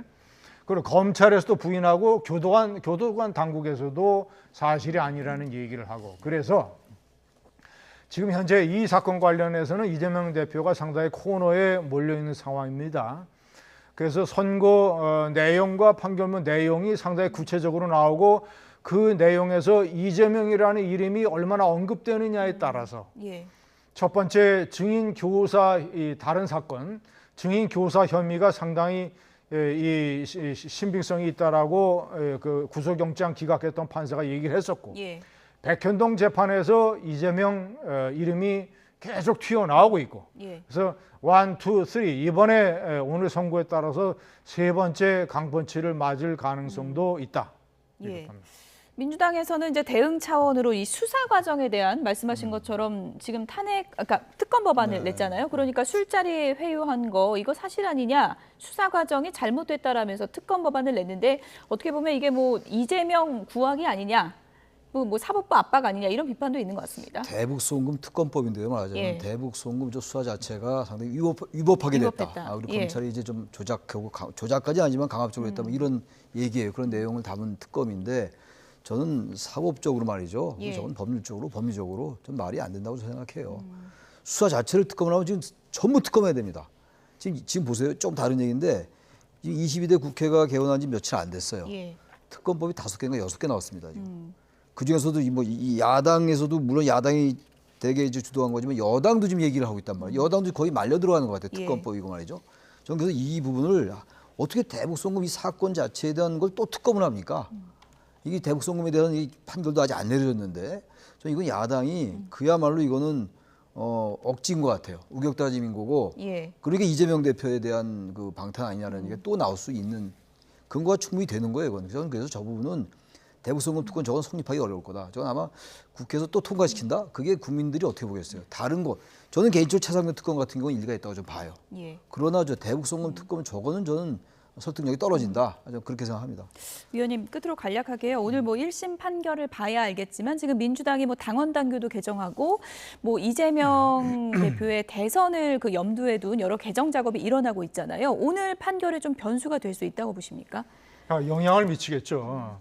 만약에 상당히 이재명 대표의 관련성이 드러나는 식의 판결이 나오게 된다면 그러면 그 이재명 대표를 위한 그런 어떤 당원 당규를 밀어붙이는 데에 상당히 역풍이 발생할 것이다 이렇게 판단합니다. 예.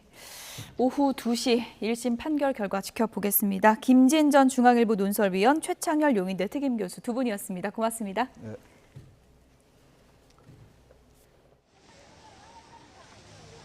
저는 지금 광화문 광장에 나와 있습니다. 이거 광장에 설치된 분수대에서는 아이들이 이른 더위를 식히고 있는데요. 오늘 징검다리 연휴 보내고 계신다면 이렇게 아이들과 함께 물놀이 즐기러 나와보셔도 좋겠습니다. 현재 서울 기온이 26도 정도로 벌써부터 조금 더운 느낌이 들고 있고요. 앞으로도 기온은 3도가량 더 오를 것으로 보입니다.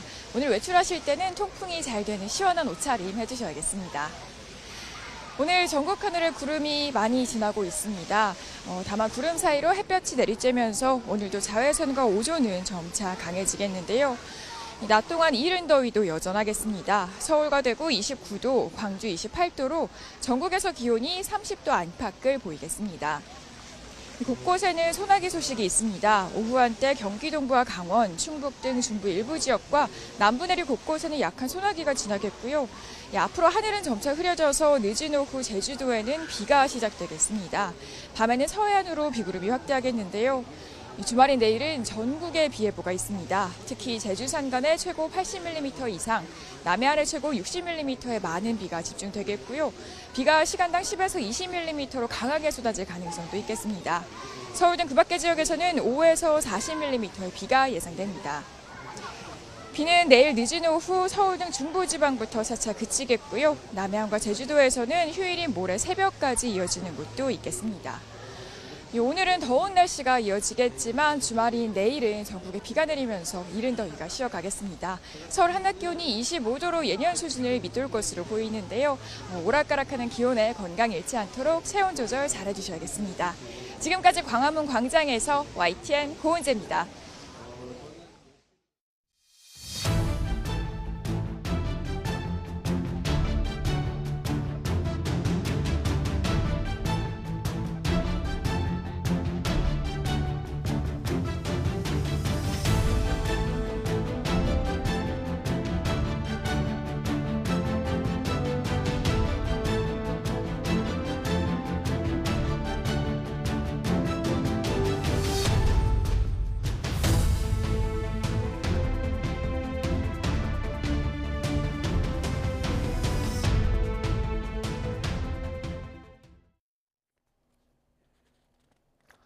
네, 핫한 이슈를 전문가에게 묻습니다. 이슈콜입니다.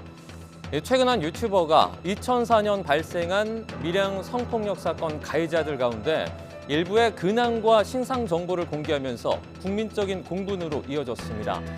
사적 제재라는 비판 속에도 해당 유튜버가 큰 호응을 받았던 이유 중 하나는 피해자 측이 동의를 했다고 밝힌 데 있습니다. 네, 지금 보시는 것처럼 하지만 이와 정반대의 입장이 나왔는데요. 한국 성폭력 상담소 보도자료 내용입니다. 저기 보시는 것처럼 피해자 측의 동의를 구했다는 것은 사실이 아니라고 밝히면서 대체 누구를 위한 정의 구현이냐는 비판의 목소리가 커지고 있습니다. 보도자료에 따르면 피해자 측은 영상이 올라오기 전에 이 해당 사실을 전혀 몰랐고 사전 동의에 대한 질문조차 받은 적이 없습니다. 유튜버의 주장과 배치되는 부분입니다. 피해자 측의 영상 삭제를 요청한 가운데 일부 영상을 제외하고는 현재까지 대부분 그대로 쉽게 볼 수 있습니다. 피해자 측 의견을 고려하지 않은 사적 제재, 전문가들은 우려와 함께 문제가 있다고 지적합니다. 20년 지나고 난 상태에서 아마 피해자 가족들이 그때의 상황을 다시 회상하고 떠올리게 되는, 그래서 또 다른 사실 그 2차 피해자화가 될 가능성도 배제할 수는 없는가라고 하는 안타까움이 있습니다. 사적 제재를 통한 여러 가지 부작용도 현실화하고 있습니다. 한 네일숍의 운영자가 이 가해자의 여자친구로 지목이 돼 피해를 보자 유튜버는 사과글을 올렸습니다. 신상을 공개한 지 사흘 만에 엉뚱한 사람이 피해를 본 겁니다. 정의 구현을 명분으로 내세우고 있지만 이면에는 수익화라는 사적인 이익을 추구하는 경우도 적지 않습니다. 이런 고통을 주는 행위를 하면서 정의 구현 있네, 사회 정의를 구현하는 것네 하는 건 굉장히 이상한 변명이다. 돈벌이 하고 어그로 끌면서 마치 피해자를 위한 것이냐 하고 있는데 전혀 사실이 아니고, 이런 상황에서 사적 제재는 오히려 가속화하는 모양새입니다. 또 다른 유튜버도 가해자의 신상 공개를 시작한 건데요. 오늘 오전까지 총 2명의 유튜버가 밀양 성폭행 사건의 가해자 5명의 신상을 공개했고 모두 높은 조회수를 기록하며 큰 관심을 보이고 있습니다. 정의 구현이라는 명분은 갈수록 풀어지는 가운데 2차 피해에 대한 우려만 짙어지고 있습니다.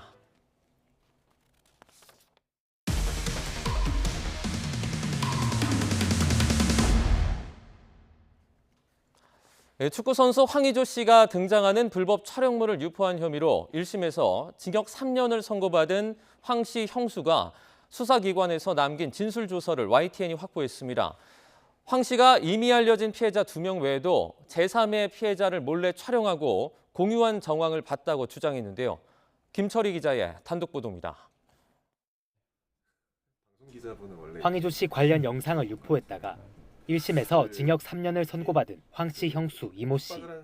이 씨가 검찰에서 3차례 조사받고 남긴 진술 조서 일부를 입수해 살펴봤습니다. 조서에서 이 씨는 황의조 씨가 알려진 피해자 외에 다른 여성도 몰래 촬영하고 이를 지인에게 유포한 정황을 목격했다고 주장합니다. 먼저 이 씨는 구속영장 심사를 받으며 황의조 씨 휴대전화에 여성을 촬영한 사진이 있었고 이를 지인들이나 다른 사람에게 유포한 정황도 봤다고 진술했습니다. 여기서 등장하는 피해 여성은 지금까지 알려진 피해자 2명과는 다른 제3의 인물입니다. 이 씨는 불에 탄 아이폰 포렌식을 검색할 정도로 자료 삭제에도 관심이 많았는데 검찰이 이유를 묻자 휴대전화에 황의조 씨 성관계 영상이 있었기 때문이라고 답하기도 했습니다. 또 협박 사건이 터진 이후 황 씨가 영상 속 피해자들보다 제3의 피해자 사진이 유포될 것을 더 우려했다는 내용도 등장합니다. 다만 이 씨는 1심 재판 과정에서 황 씨가 불법 촬영이나 하는 파렴치한 사람이 아니라며 기존 진술을 뒤집었습니다. 1심 말미에 가가지고 바꾼 거죠. 근데 이때는 이미 황의조 씨한테 용서받고 서로의 도움이 필요한 상황인 거죠. 어느 것이 더 진실에 가까운지는 사실 누가 보더라도 명약관화한 거 아닌가. 황 씨 형수는 벌써 2심 판결을 앞두고 있지만 불법 촬영 혐의로 검찰에 넘겨진 황 씨에 대한 수사는 진전이 없습니다. 오히려 송치 전 출국 금지가 해제돼 영국으로 출국했고 최근까지도 튀르키예에 머무르며 선수 활동을 이어가고 있습니다. 피해자 측은 기소는커녕 추가 조사조차 기약이 없어 보인다며 처분을 서둘러 달라고 호소했습니다. 추가 수사를 진행하는 게 아니라면 기소 여부를 결정해 주는 게 피해자에게 그나마의 피해를 줄이는 것이다 라는 말씀을 꼭 드리고 싶습니다. 검찰은 2차 피해가 크고 피해자도 엄벌을 원한다며 형수 이 씨에 대해 징역 4년을 구형했습니다. 형수의 2심 선고는 오는 26일 이루어집니다. YTN 김철입니다. 서울 강남에 있는 오피스텔에서 모녀지간인 60대 여성과 30대 여성을 살해한 박학선이 구속 상태로 검찰에 넘겨졌습니다. 서울수서경찰서는 오늘 살인 혐의로 박 씨를 구속 송치했습니다. 경찰 조사 결과 박 씨는 피해자 가족이 교제를 반대하고 피해자도 이별을 통보하자 앙심을 품고 범행한 것으로 드러났습니다. 또 박 씨의 주장과 달리 우발적인 범행은 아닌 것으로 조사됐습니다. 그러나 박 씨는 송치를 위해 경찰서를 나서며 이별을 통보해 범행을 저질렀냐는 취재진의 질문에 그렇지 않다고 부인했습니다. 현충일 부산에 있는 아파트에 우길기가 내걸려 논란이 일고 있습니다. 지난해 3.1절에는 세종 아파트에 일장기가 내걸려 논란이 되기도 했죠. 화면 함께 보겠습니다. 네, 부산에 있는 주상복합 아파트입니다. 고층에 빨갛게 펄럭이는 게 보이시죠? 자세히 보니 우길기입니다. 두 개를 묶어서 나란히 걸어놨는데요. 현충일에 내걸린 우길기에 지나는 시민들은 분노했습니다. 인터넷 커뮤니티에 사진이 공유됐고 YTN에도 제보가 이어졌습니다. 아니야? 그냥 두 개가 달았어요. 관리사무소 측은 우길기 개양을 막아달라는 민원이 들어오고 있지만 물리적으로 제재할 방법이 없어 난감하다는 입장입니다.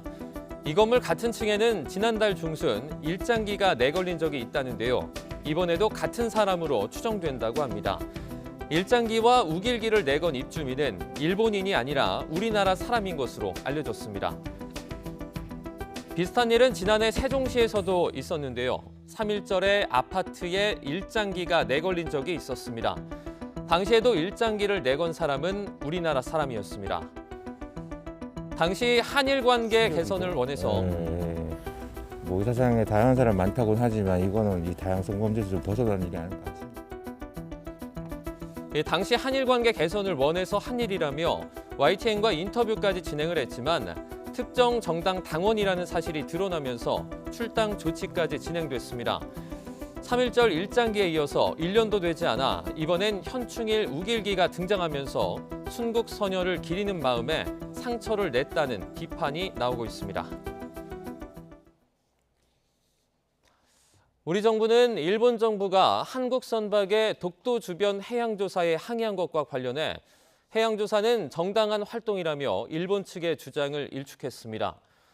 외교부 당국자는 오늘 취재진의 관련 질문에 독도는 역사적, 지리적, 국제법적으로 명백한 우리 고유의 영토라며 우리 영토 주권에 대한 일본 측의 어떠한 주장도 받아들일 수 없다고 밝혔습니다.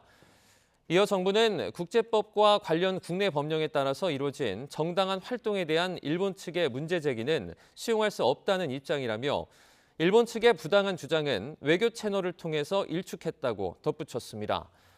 앞서 일본 외무성은 한국 조사선 해양 2000이 와이어 등을 바닷속에 투입하고 있는 것을 확인했다며 이 조사에 대해서 한국 측으로부터 사전 동의를 요구하는 신청은 없었다고 설명했습니다.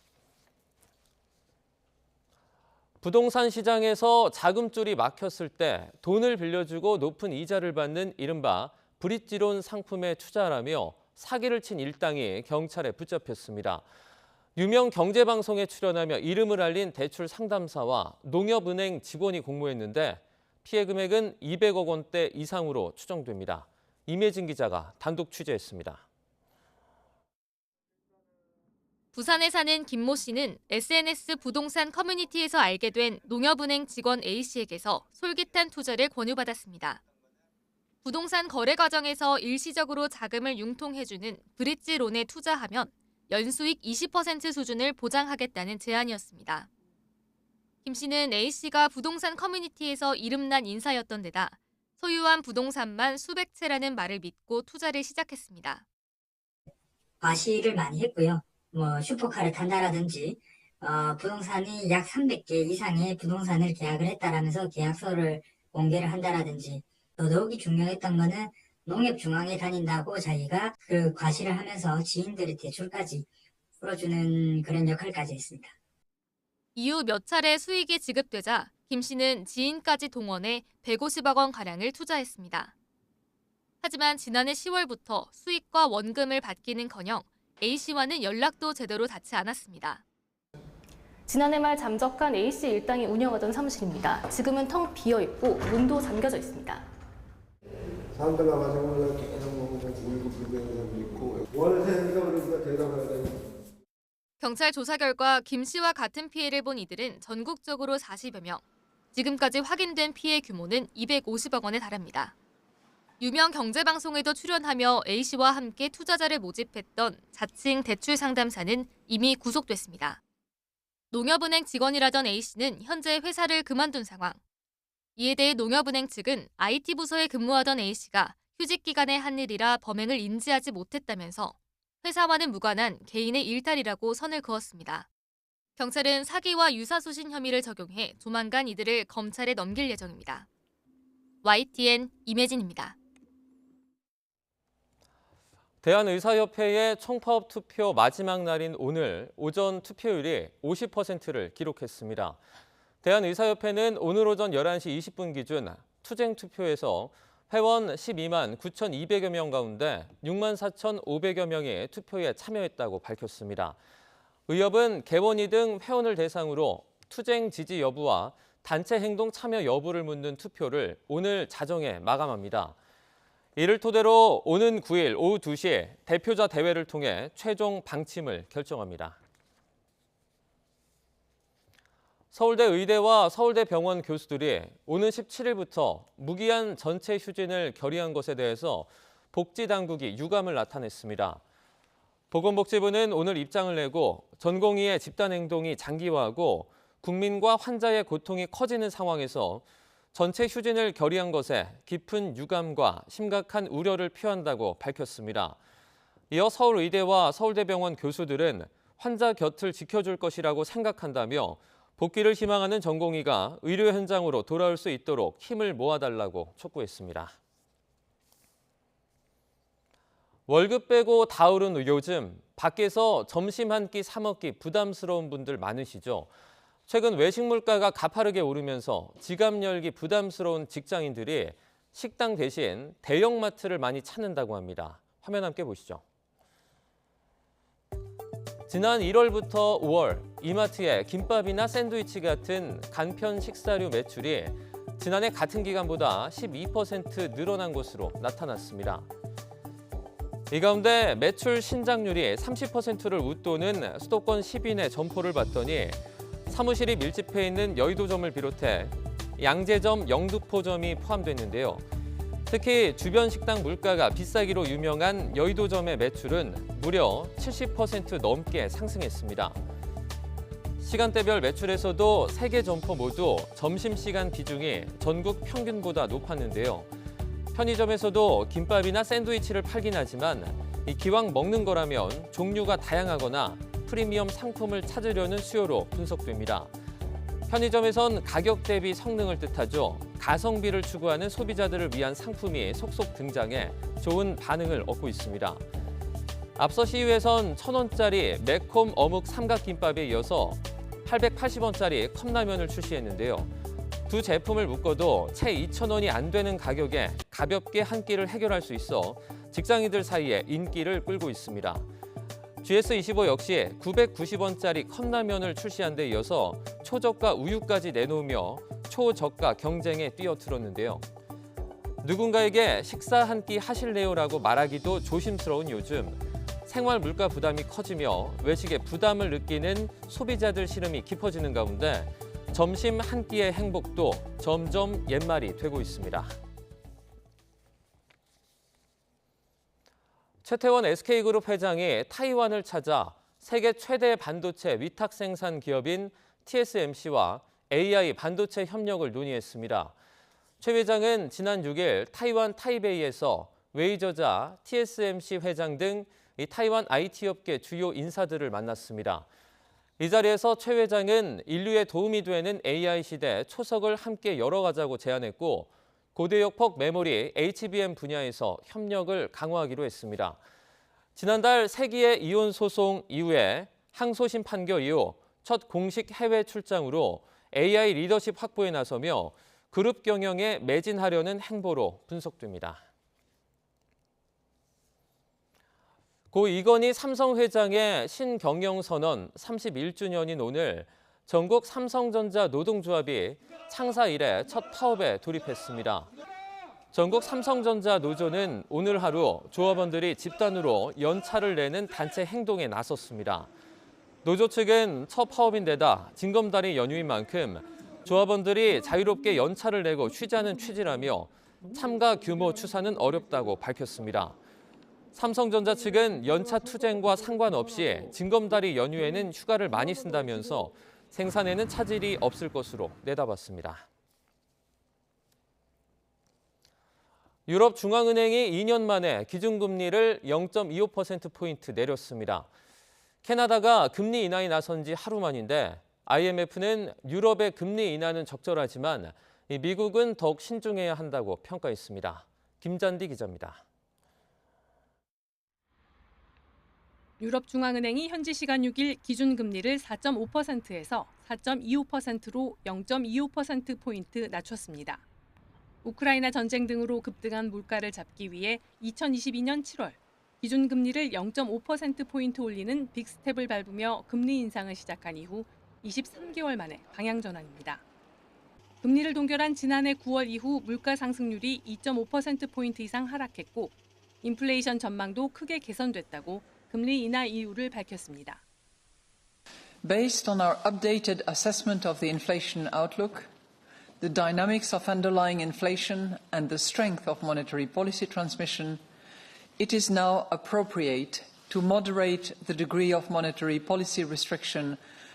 독일 등 유로존 곳곳에서 경기 침체에 대한 우려가 커지자 금리를 낮춘 겁니다. 유럽중앙은행은 그러나 하반기 추가 금리 인하 가능성에 대해선 확답을 피했습니다. We are determined to ensure that inflation returns to our 2% medium-term target in a timely manner. We will keep policy rates sufficiently restrictive for as long as necessary to achieve that aim. 유럽중앙은행의 금리 인하는 캐나다가 금리를 내린 지 하루 만에 나온 결정입니다. 국제통화기금 IMF는 유럽중앙은행의 6월 금리 인하를 권고해왔다며 적절하다고 평가했습니다. 다만 미국 중앙은행인 연방준비제도는 금리 인하에 신중을 기해야 한다고 강조했습니다. We do expect that the Fed should be cautious. We recommend a cautious and data-dependent approach in deciding policy in the coming months. IMF는 미국 경제가 긴축 통화 정책과 경제 충격에도 강한 회복력을 갖고 있다며 올해는 미국 경제가 다소 둔화할 필요성이 있다고 설명했습니다. 통화정책 전문가들은 세계 3위 경제권인 유로존의 금리 인하가 미 연준의 금리 인하 전조일 가능성이 높다며 전 세계적 금리 정책 전환에 대한 기대감이 높아지고 있다고 분석했습니다. YTN 김잔디입니다.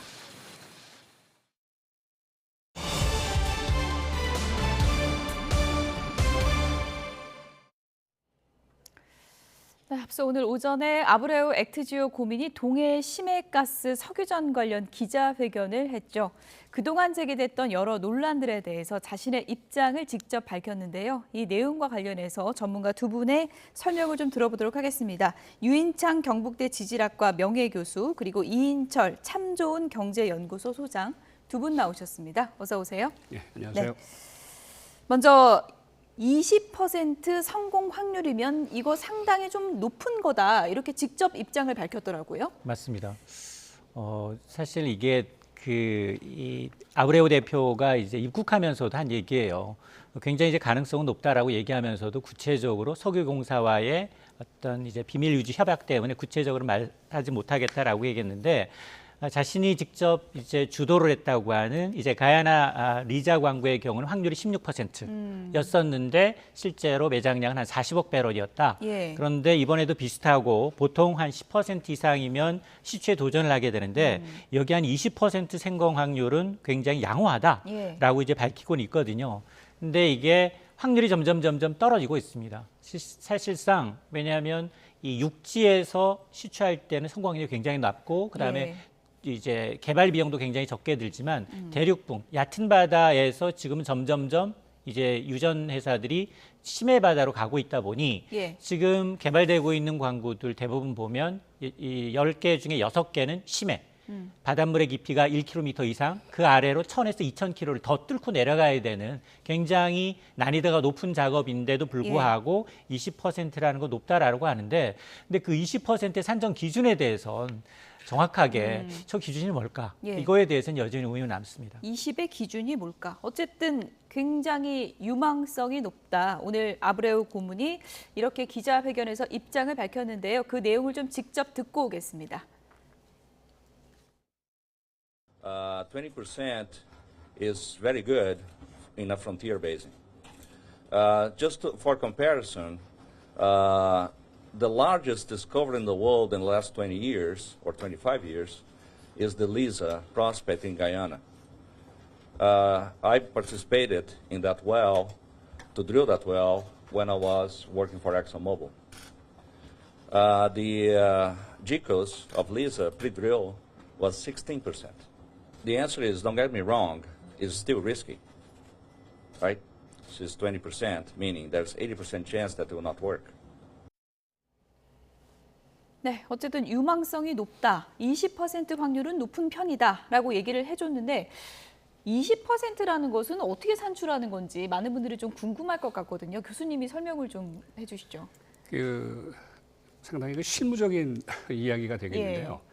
석유를 개발하기 전에 우리가 이제 탐사 과정을 겪을 때 여러 가지 요인들을 좀 조사를 해볼 필요가 있어요. 그래서 대체적으로 이제 그 석유가 생성이 될 수 있는 근원암에 어느 정도 발달이 돼 있느냐, 그다음에 그 석유를 담고 있는 저류암은 어느 정도의 그 공간이 있느냐, 그다음에 이제 덮개암은 뭐 두껍냐, 뭐 이런 네 가지 기본적인 조건들 외에도 여러 가지 그 인자들이 있거든요. 그래서 그걸마다 각자 그 점수화를 해요. 점수화를 해갖고 가중치를 두고 하면은 전체적으로 나오는 숫자가 있습니다. 그래서 100%가 나오면 그것처럼 완벽한 건 없죠. 그럼 그건 시추를 하면 바로 나온다는 얘기가 되겠죠.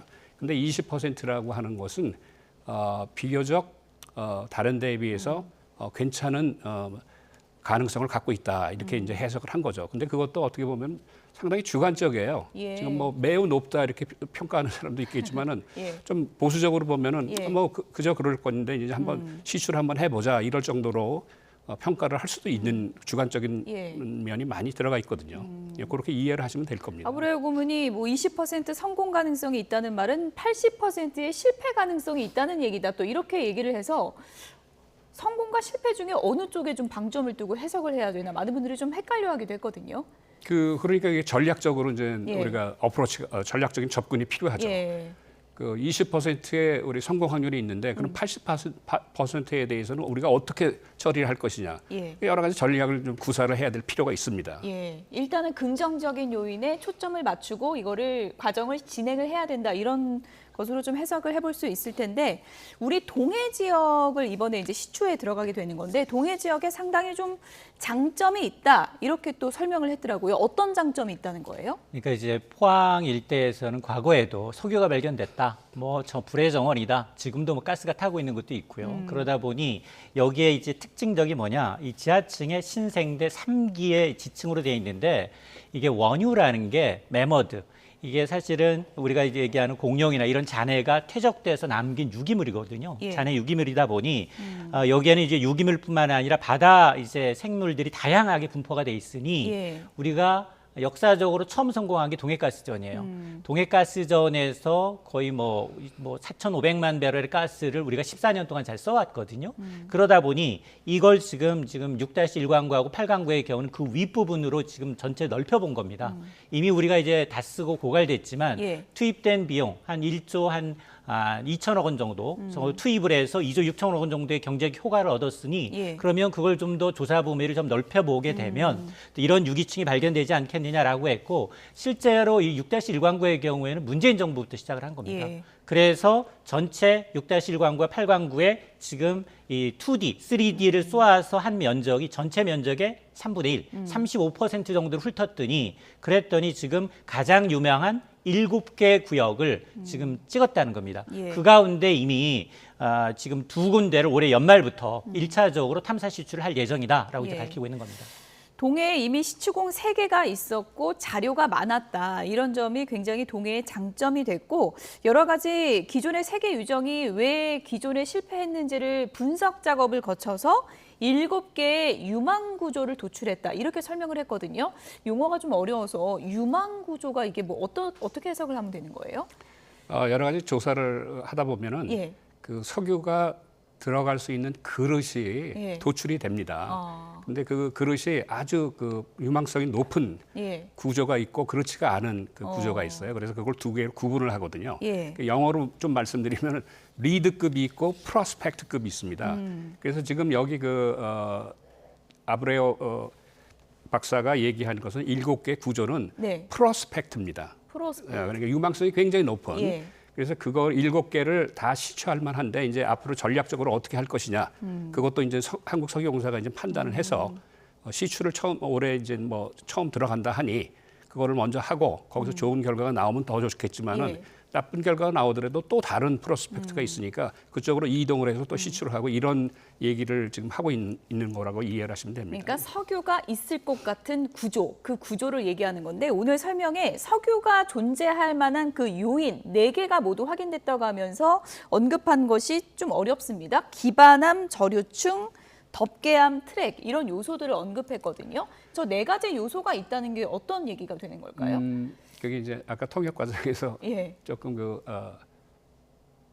우리 통역사가 말씀을 좀 잘못하셨는데 예, 어떤 게 잘못된 건가요? 기반암은 아니고 예, 아까 기반암이 아닙니까? 근원암입니다. 근원암이군요. 예. 근원암이라는 것은 석유를 생성해내는 암석이에요. 예. 아까도 우리 말씀하신 것처럼 여러 가지 유기물들이 지하로 매몰이 되면서 열과 압력을 받으면은 예. 이것이 이제 그 석유로 만들어지거든요. 그럼 이와 같이 석유를 만들어 생성해내는 암석을 근원암이라고 얘기를 하고요. 그렇군요. 그럼 근원암에서 생성된 석유가 예. 공간이 있는 쪽으로 이동을 하게 돼요. 예, 예. 그럼 그 공간이 있는 암석을 우리는 저류암이라고 얘기를 하고요. 저류암. 예. 저류암 속으로 이제 석유가 들어가면은 예. 이게 다른 데는 못 가게 이렇게 덮개로 막아야 되거든요. 예. 그래서 그걸 덮개암이라고 하고 예. 이게 어느 정도 이렇게 그릇 같은 형태를 이루고 있어야 돼요. 그래서 예. 그런 그릇 모양을 갖고 있는 구조를 우리는 트랩이라고 얘기를 하거든요. 트랩. 예. 그래서 이 4가지 조건이 맞아야 예. 다 있어야 아주 시추를 한번 해볼 만한 구조다. 그게 이제 아까 말씀드린 게 프로스펙트라고 예. 말씀드릴 수가 있겠죠. 되게 중요한 지적을 해주셔가지고 저희가 뭐 기반암이라고 그래픽에 썼는데 이거를 좀 근원암으로 정정을 하겠습니다. 근원암, 저류암, 덮개암, 트랩. 예. 이 4가지 요소가 모두 있어야 한다고 이제 말씀해 주신 건데 이 4가지 요소가 있다면 그러면 석유가 나올 가능성과 관련해서는 굉장히 중요한 부분이고 가능성이 상당히 좀 높아질 수 있다 이렇게 보시는 건가요? 그렇죠. 예. 그래서 그런 거를 갖다가 저희는 이제 지질학적 성공률이라고 얘기를 합니다. 예. 그래서 이제 지질학적 성공률이 지금 이분이 말씀하시는 거는 20%가 된다 이렇게 얘기를 하죠. 예. 그런데 이제 또 하나 저희가 생각해야 될 게 뭐냐면은 그 그릇 속에 그럼 과연 석유가 들어가 있느냐 이거는 또 다른 문제거든요. 그래서 그 석유가 들어 있다 하더라도 예. 그 상업성이 있느냐.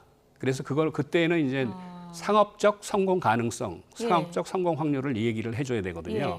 근데 그거는 지금 얘기할 때가 아니고 시추를 해봐가지고 석유가 확인이 되고 소위 말해서 거기에 있는 석유가 어느 정도 양이 있느냐. 그러면 그 양을 갖고서 이게 우리가 개발을 할 거냐 말 거냐 이런 상업적으로 성공 가능성이 있느냐 이거를 얘기를 또 해줘야 되거든요. 무조건 석유 있다고 좋은 게 아니군요. 그렇죠. 상업적으로 개발을 할 수 있는 양이 있어야 됩니다. 그렇군요. 예, 그래서 앞으로 갈 길이 아주 멉니다 지금. 갈 길이 멀군요. 예. 그러니까 시추 작업해가지고 석유가 있다고 해도 그 석유가 어떤 석유인지를 또 알아내야 되는 과정이 또 중요하다고 해주셨고 오늘 발표 내용 중에 경제성 있는 탄화수소를 찾지 못했다. 이것은 리스크다라고 표현을 했는데 그건 무슨 얘기예요?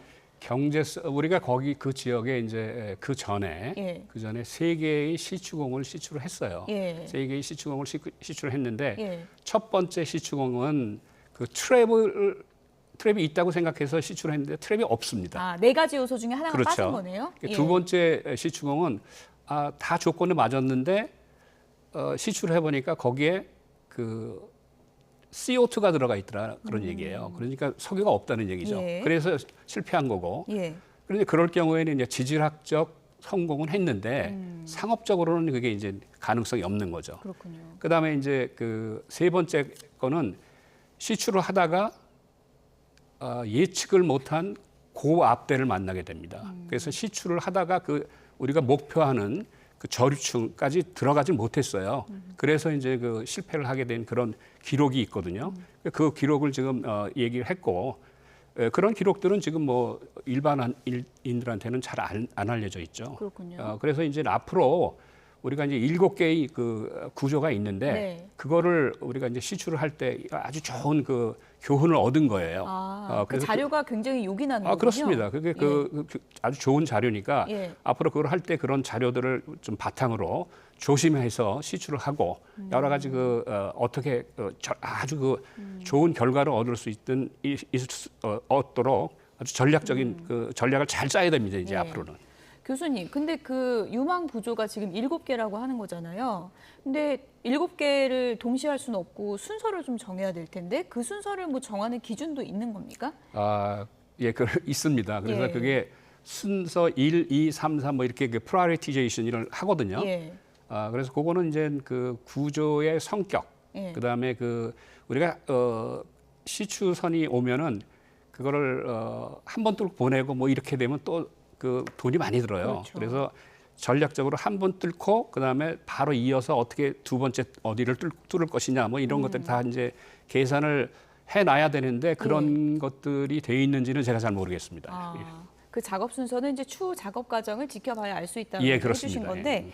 근데 이제 많은 분들이 그거잖아요. 지금 성공 확률 20%라고 하는데 비용이 너무 많이 드니까 만약에 또 안 나오면 그럼 돈만 들인 거 아니냐. 뭐 정치권에서 이런 공방도 좀 있거든요. 맞습니다. 이제 아브레우 대표가 운영하고 있는 액트지오의 회사는 사실은 컨설팅 업체예요. 그러니까 여기를 물리 탐사한 곳은 호주 업체입니다. 예. 호주의 이제 이 우드사이드라는 업체인데 이미 2007년부터 계약을 했어요. 2007년부터 15년 동안 동해에서 아까 실패한 3개의 시추가 바로 이 회사에서 한 겁니다. 그런데 이제 결국은 이제 지난해 초에 철수를 하면서 이제 보고서에 뭐라고 얘기를 하고 있느냐, 유망성이 좀 떨어진다라고 예. 이제 얘기를 했거든요. 자, 그러다 보니 이제 우리는 다른 대안을 찾기 위해서 이 아브레우 대표한테 그동안 이제 우드사이가 넘겨줬던 자료, 그동안 축적된 자료, 여기다 자체 탐사 자료를 더해서 이걸 물리 탐사한 결과를 과연 해석해달라, 분석해달라. 2D, 3D, 엑스레이를 분석하는 작업을 하는 겁니다. 예. 그러니까 지금 이게 지금 심해라고 말씀을 드렸거든요. 우리가 지금 병원에 가서 엑스레이나 이제 초음파를 받는다 하더라도 직접 한 것과 눈으로 보고 확인한 건 좀 다르거든요. 예. 그러다 보니 앞서 가야나 광구를 이제 진두지휘해 봤기 때문에 앞서서 얘기했던 석유의 존재 가능성을 확인을 했지만 예. 그럼에도 불구하고 이건 잠재적인 판별이지 이걸 실제 입증하는 거는 뚫어봐야 된다는 거거든요. 예. 근데 뚫어보는 게 그 3번 뚫어봐도 안 된다는 게 뭐냐? 한 36mm 길이에요. 지름. 그러니까 이걸 이제 밑에 이제 지하로 뚫는다는 거거든요. 예. 그것도 해저 1km 그 안에 들어가서 또 한 1에서 2km를 좀 뚫어서 예. 그 유기물질 덮개함을 확인하는 과정이 좀 실패했다는 얘기고 예. 그러다 보니 아마 이제 이 아브레우 대표 역시 아마 존재하는 것, 덮개함이랑 저류층이 존재한다는 사실을 확인했지만 탄화수소가 누적되어 있는 사실을 알기 위해서는 이제 직접 시추밖에 없기 때문에 시추를 하지 않으면 리스크를 해소할 수가 없다. 예. 그 가능성이 20%니까 자기라면 이제 도전하겠다라는 예. 겁니다. 액트지오사에 앞서서 이제 호주의 업체 우드사이드가 들여다봤더니 경제성이 없다고 판단한 거 아니냐. 그런 지금 논란이 좀 제기가 됐는데 오늘 석유공사가 왜 그렇게 됐는지에 대해서 좀 과정을 설명을 했습니다. 들어보시죠. 이 3D를 대규모 3D를 해놓고 충분한 평가를 하지 못하고 이미 철수를 하겠다는 의사를 통보를 했는데요. 그 배경을 보면은 BHP사와 이미 그 합병 논의가 지속되고 있었던 것으로 이해를 되고요. 이분들이 철수하고 난 이후에 22년에 저희들이 갖고 있던 지역에 대규모 3D를 실시를 했습니다. 그래서 과거에 이 천혜 지역, 대륙붕 지역에서 우리가 탐사해 놓았던 자료하고 우더사이드가 탐사해 놓았던 심해 지역 자료하고 이 지역은 대륙 사면 지역인데요. 대륙 사면 지역의 3D가 완성이 됨으로써 울릉분지 전체를 3D로 볼 수 있는 탐사 자료의 기반이 마련이 됐습니다. 이 자료를 액터지오사에서 해석을 했고 대규모 유망 구조를 이 세 개 광구에 걸쳐 있는 유망 구조를 발견하게 된 것입니다. 네, 뭐 호주업체 분석이 맞는 건가 아니면은 액트지오 분석이 맞는 건가 일반인들은 뭐 알 수가 없는 상황인데 어쨌든 아브레오 고문은 우드사이드는 조기 철수를 해서 이게 탐사 자료를 심층 분석할 시간이 좀 없었다 이렇게 설명을 하더라고요. 어떻게 보십니까? 그 지금 얘기를 들어보니까 예. 2차원 탐사 자료가 있고 예. 3차원 탐사 자료가 있습니다. 예. 그건 뭐 일반적인 얘기가 예. 되겠고요. 지금 우드사이드사가 2차원 탐사 자료를 가지고 그 지역을 하고 일부 3차원 자료를 했는데 그 8광구에 대해서는 3차원 자료를 취득한 다음에 그걸 해석하지 못하고 그냥 철수한 걸로 지금 이야기를 하고 있거든요. 예. 그래서 그 3차원 자료를 보지를 못하고 철수를 해서 지금은 그 8광구에 있는 3차원 자료를 이용하고 그다음에 예. 기존에 있는 자료들 모든 자료를 통합 처리를 해서 이런 결과를 얻었다라고 예. 지금 얘기를 하고 있는 예. 거로 이제 표현이 됩니다. 네. 그러니까 지금 설명대로 석유공사 설명이 맞다면 그 호주 업체는 지금 뭐 3D 그러니까 더 심화된 자료를 못 보고 분석을 내려서 경제성이 없다고 했다고 한다는 건데 석유공사 설명대로라면 그 호주 업체가 좀 판단이 그 당시에 좀 섣부를 수 있었다 이렇게 보십니까? 그 석유 그 호주 업체 같은 케이스는 이런 일들이 좀 석유업계에서는 다반사예요. 아 그렇습니까? 그래서 업체마다 분석이 막 다를 수 있어요? 업체마다 다른 게 아니고 그 예. 회사의 그 전략이 있습니다. 아 그렇군요. 그래서 이제 이것도 하나의 자산이거든요. 예. 회사의 자산인데 회사의 자산을 고위험 자산이 있고 저위험 자산이 있고 안전 자산이 있고 이게 분류를 합니다. 예. 그래서 이제 회사의 전략에 우리는 이 고위험 자산을 지금 정세가 국제 정세가 이렇게 바뀌고 있으니까 고위험 자산을 좀 줄이고 안전 자산으로 가고 저위험 자산으로 좀 바꿔야 되겠다. 그런 전략이 세워지면은 이런 동해 같은 심해 지역에 이거 고위험 자산이니까 이거는 빨리 철수를 하고 다른 지역으로 이동해야 되기 때문에 이 우드사이드사가 이제 철수할 수도 있습니다. 그래서 그 내막은 뭐 제가 들여다보지 못해서 그렇죠. 모르겠는데 그럴 가능성이 더 높아 보여요. 실질적으로. 왜 그러냐면은 저런 그 3차원 3D 그런 물리 탐사 자료가 돈이 굉장히 많이 들거든요. 그런데 그런 자료를 해놓고서 해석을 못하고 그냥 철수를 했다 그러면은 그거는 아마 회사의 전략적인 철수로 판단을 하시는 게 옳다고 저는 봅니다. 회사의 전략적인 측면도 변수가 될 수 있다 이렇게 설명을 해주셨는데요. 어쨌든 액트지오 이 회사가 주소를 알아보니까 개인 집으로 나오고 도대체 뭐 직원도 많지 않은 것 같고 믿을 수 있냐 이런 논란이 좀 있었는데 아브레오 고문이 오늘 해명을 했습니다. 어떤 내용인지 들어보시죠. The answer is yes. The design of the ActiGeo is to be a new breed of consulting companies. The only thing that we need to do our job is computers, software, and a camera. So my team is spread around the world. I have high-end geophysicists that work in New Zealand. My seismic processing group is in Brazil. 네. 집 주소 맞다는 것 같은데 어쨌든 뭐 직원들이 그 한 공간에 이렇게 사무실처럼 있는 게 아니고 좀 전 세계에 흩어져 있다 이런 구조라고 이제 설명을 하더라고요. 맞습니다. 예. 그러면서 지난해의 경우에는 최대 한 연구 인력이 15명, 지금은 14명이다라고 하면서 전 세계적으로 각지에 흩어져 있는 거 맞고 자기들이 필요한 건 뭐냐? 업무 볼 때 우리는 분석하는 자료다. 탐사 시추 업체가 아니라 그 자료를 가지고 와서 분석하는 분석 컨설팅 업체이기 때문에 그렇군요. 업무 볼 때 필요한 건 컴퓨터, 소프트웨어, 그리고 카메라밖에 없다. 그러면서 전 세계적으로 남아있는 이 석유 매장량 자체가 줄다 보니 지금 전 세계 석유 회사가 인력을 감축하고 있고 그리고 이제 큰 회사의 경우에는 자체적으로 탐사 분석팀을 갖고 있지만 이런 거 뿌띠크라고 해서 네. 작은 업체들이 이런 이제 우리와 같이 굉장히 처음이잖아요. 처음 하는 업체들 경우에는 이제 사용하게 되는데 그러면서 이제 자기네들의 인력 분포를 얘기하고 있습니다. 뭐 지구과학 전문가는 뉴질랜드에 거주하고 있고 지진파 담당자는 브라질에 있고 또 지구과학 담당자는 멕시코에 있다. 특히나 최근에는 영국의 지사를 열었다. 런던에도 주소지가 있다. 이 디렉티집이 맞다라고 얘기하고 있는데 네티즌 수사도 대단해요. 이에 앞서서 이미 영국의 이 법인을 찾아냅니다. 액티조의 액면가 1파운드. 1파운드면 오늘 환산하면 한 1,700~800원 정도 되는데 주식 한 주. 주주 책임 유한회사라고 이제 설립된 게 있다라는 겁니다. 이걸 이제 의식하는 것으로 보이고 그러면서 이렇게 이제 소규모 컨설팅, 이른바 이제 뿌띠까라는 업체가 이 업계에서는 산업이 스탠다드다.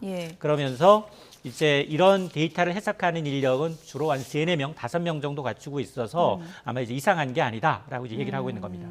뭐 네티즌 수사대가 찾아낸 건 저희가 확인한 건 아니기 때문에 정리를 그렇게 하도록 하겠고요. 지금 전 세계 석유 관련 회사들이 인력을 좀 줄이는 추세다라고 설명을 하던데 그건 맞는 얘기인가요? 그렇죠. 지금 뭐 석유 소비가 자꾸 줄어들고 우리가 코로나 시대를 겪으면서 업무 형태도 많이 바뀌고 있지 않습니까? 그래서 과거에는 뭐 사무실에서 모여서 이렇게 근무하던 사람들이 이제 재택근무를 해보니까 재택근무를 해도 이게 가능하구나. 그걸 알았고 그다음에 이게 지금 이런 일반적인 이런 저희는 컨설팅 컴퍼니라고 얘기를 하거든요. 그래서 자문 회사죠. 자문 회사가 석유 업계에서는 아주 일반적인 거예요. 그래서 큰 석유 회사가 있으면은 그 회사의 옆에서 같이 이제 서비스를 제공해주고 자문을 해주고 뭐 이러면서 돈을 받고 해주는 그런 컨설팅 컴퍼니, 자문 회사들이 굉장히 많습니다. 특히 이분 같은 경우에는 엑선 모빌에서 30년을 근무를 했고 그다음에 이제 경력이 있으니까 은퇴를 한 다음에 이제 자기 조그만 회사를 만들어서 그 회사에다가 서비스를 제공하고 돈을 받는 그런 업체로 이제 보시면 될 것 같아요. 근데 이거는 상당히 일반적입니다. 일반적이군요. 그러니까 많은 분들이 이렇게 작은 업체가 해도 되나? 뭐 이런 좀 걱정을 하셨는데 석유업계에서 최근에 그런 추세가 좀 있다 이런 설명이시군요. 그렇죠. 그리고 그거는 뭐 요새 일어나는 추세가 아니고 그 전부터도 얼마든지 있는 형태의 기업입니다. 이런저런 궁금증과 논란 속에 아브레우 고문이 오늘 직접 입장을 밝혔습니다. 이런 입장들이 막 이제 보도가 되면서 주식시장이 또 어떻게 움직이나 이런 것도 궁금해하는 분들이 있거든요. 어떤 영향이 있습니까? 일단 어제 하루 휴장이었잖아요. 좀 차분해지는 것 같긴 하지만 그럼에도 불구하고 이제 대통령이 갑작스럽게 석유 매장량 가능성 있는 거의 유전을 발견했다라는 이제 이 소식에 의해서 석유 관련주들, 가스 관련주들, 하물며 철강까지 뛰었어요. 시추하려면 이게 지금 어차피 관광 재질이 필요한 게 아니에요. 철강까지 뛰었어요. 그러다가 더 이제 이해가 안 가는 건 뭐였냐면 이게 묻지마 투자의 전형이라고 할 수 있는데요. 그냥 이름만 한국 석유예요. 그럼 저거 공기업인가? 라고 공기업이 아닙니다. 여기는 아스팔트 전문 기업이에요. 그러니까 석유 시추하고 전혀 관련이 없는데 헷갈리면 안 되겠네요. 여기 주가가 이틀 연속 상한가 갔어요. 어머, 오늘은 조금 빠지고 있습니다만, 그러니까 이제 조금 차분할 필요가 있는 게 이게 지금 한 갈 길이 한 100리라면 한 2~3단계 뛴 거예요. 여기는 석유업계에서는 파봐야 안다라거든요. 파봐야 정말로 이제 안다라고 얘기하는데 지금 만에 하나 국제유가가 너무 많이 떨어졌어요. 그러면 매장량이 존재한다 하더라도 사업할 사람이 없습니다. 근데 지금 이미 산유국들은 심해가 아니라 그냥 육지에서도 그냥 파요. 거기는 이제 손익분기점이 배럴당 $10면 됩니다. 근데 이제 셰일가스라고 하는 미국이 가장 많이 갖고 있는 셰일가스의 경우는 배럴당 $50에서 $60가 손익분기점이에요. 근데 지금 우리가 수입하고 있는 중동산 두바이유가 배럴당 $80 유지하고 있지만 불과 2~3년 전 기억하시겠습니다만 배럴당 $10, $20까지 떨어졌었어요. 그러면 그 당시에는 누구도 개발 안 합니다. 그래서 비용을 누가 투자하겠습니까? 앞서 이제 우드사이드사가 이제 철수했던 시기 역시 국제유가가 많이 떨어졌었고 당시에 경영진이 바뀌면서 호주의 또 다른 기업과 M&A를 하기 때문에 리스크 자산을 좀 털어놓을 수 있거든요. 그러니까 이제 실질적으로 좀 확인해 봐야 됩니다. 석유자만 들어가면 관련주인 줄 알고 막 사는 분들이 있는데 조심해야 될 것 같고 이제 시추 과정에서도 그러면은 주가 흐름은 어떻게 될 거라고 예상하세요? 이게 지금까지는 엑스레이 단계였는데 예. 앞서 제가 이제 시추공 하나가 지름이 36cm라고 말씀을 드렸잖아요. 근데 그게 1km 이상 바닷물을 뚫고 들어가고 그 안에 해저에서 다시 1, 2km를 들어가야 돼요. 36km라고 하면 그 경량과 파도에서 조금만 비켜나가도 이게 채집이 안 돼요. 시료 채집이 돼야 그게 우리가 경제성이 있는 이제 재료인지 거기 뭐 경질류인지 중질류인지 석유나 가스가 얼마나 매장이 돼 있는지 생산성이 있는지 이걸 판단할 수 있거든요. 그러니까 아주 굉장히 길고 먼 길이 남아 있다라는 걸 이제 아시고 투자를 하시면 좋겠습니다. 오늘 유인창 교수님 모셨는데요. 끝으로 오늘 좀 어려운 내용을 쉽게 잘 풀어주셨는데 이제 마지막 방법은 이제 남은 게 시추잖아요. 이 그렇습니다. 시추 작업에서 중요한 게 어떤 거고 뭐 기간 그리고 우리가 최종적으로 뭐 유익한 석유가 나왔다 안 나왔다 이걸 알 수 있는 시점이 언제인지 좀 설명을 해주시죠. 그 시간이 오래 걸릴 겁니다. 그 시추를 하면서 그 석유가 있느냐 없느냐는 테스트를 또 해봐야 돼요. 시추를 한 다음에. 그리고 여러 가지 과정들이 있습니다.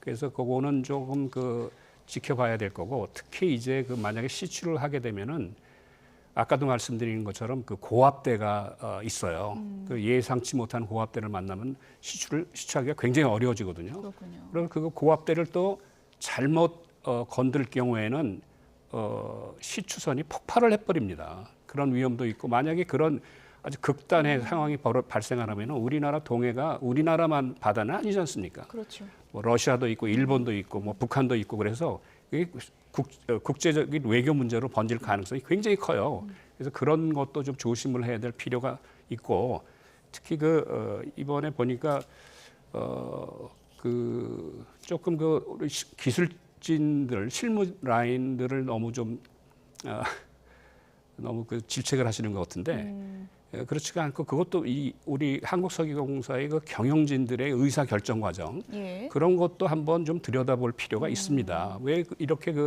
이런 일들을 그냥 바로 대통령실로 직보가 돼가지고 대통령을 끼고서 이렇게 하게 되는지 이것도 한번 우리가 좀 들여다봐야 될 필요가 있을 거로 봅니다. 산유국의 꿈도 중요하지만 뭐 극초기니까 아주 신중하고 차분하게 가야 된다. 두 분 다 이렇게 얘기를 해주셨습니다. 지금까지 유인창 경북대 지질학과 명예교수, 이인철 참 좋은 경제연구소 소장 두 분이었습니다. 고맙습니다.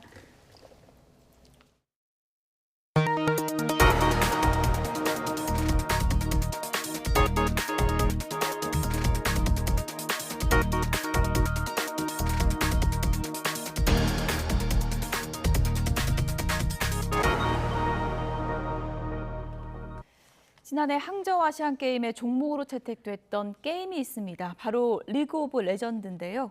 대회의 우승자이며 세계 최강자로 평가받는 페이커 이상혁 선수의 전설의 전당 헌액 기념식이 열렸습니다. 최강영 기자입니다.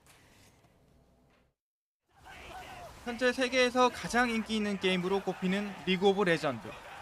리그 오브 레전드 월드 챔피언십과 항저우 아시안 게임에서 연속 우승한 페이커 이상혁 선수는 현존 최강으로 꼽힙니다.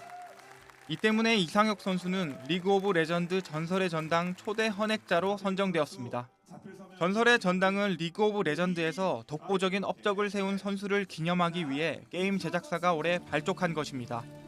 기념식에 참가한 페이커 선수는 토크쇼를 통해 꾸준히 정상의 실력을 유지할 수 있는 이유로 팬들의 사랑을 꼽았습니다.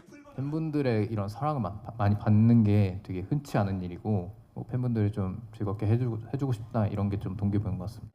전설의 전당 헌액을 기념하기 위해 조성된 페이커 신전에도 팬들의 발길이 이어졌습니다. 패배했을 때에도 포기하지 않고 계속 새해 도전을 하면서 다시 그거를 극복해내는 모습을 보고 꾸준함이 정말 대단한 것 같아요. 같은 나이 때임에도 되게 더 크고 어른 같은 모습이 되게 좀 존경할 만하다. 페이커 파이팅! 17살에 데뷔한 페이커 이상혁 선수는 창의적인 플레이와 압도적인 경기력으로 10년 이상 활약하며 세계 최고의 자리에 올랐습니다. 개인적으로 프로 생활을 하면서 굴곡이 되게 많았고요. 많이 이겨내면서 개인적으로 많이 성장을 했고 업적들을 뒤로 한 채 계속 앞으로 나아갈 것 같고요. 앞으로 있을 경기들에 집중할 것 같습니다. 리그 오브 레전드를 즐기는 게이머들에게 숭배의 대상이 된 페이커.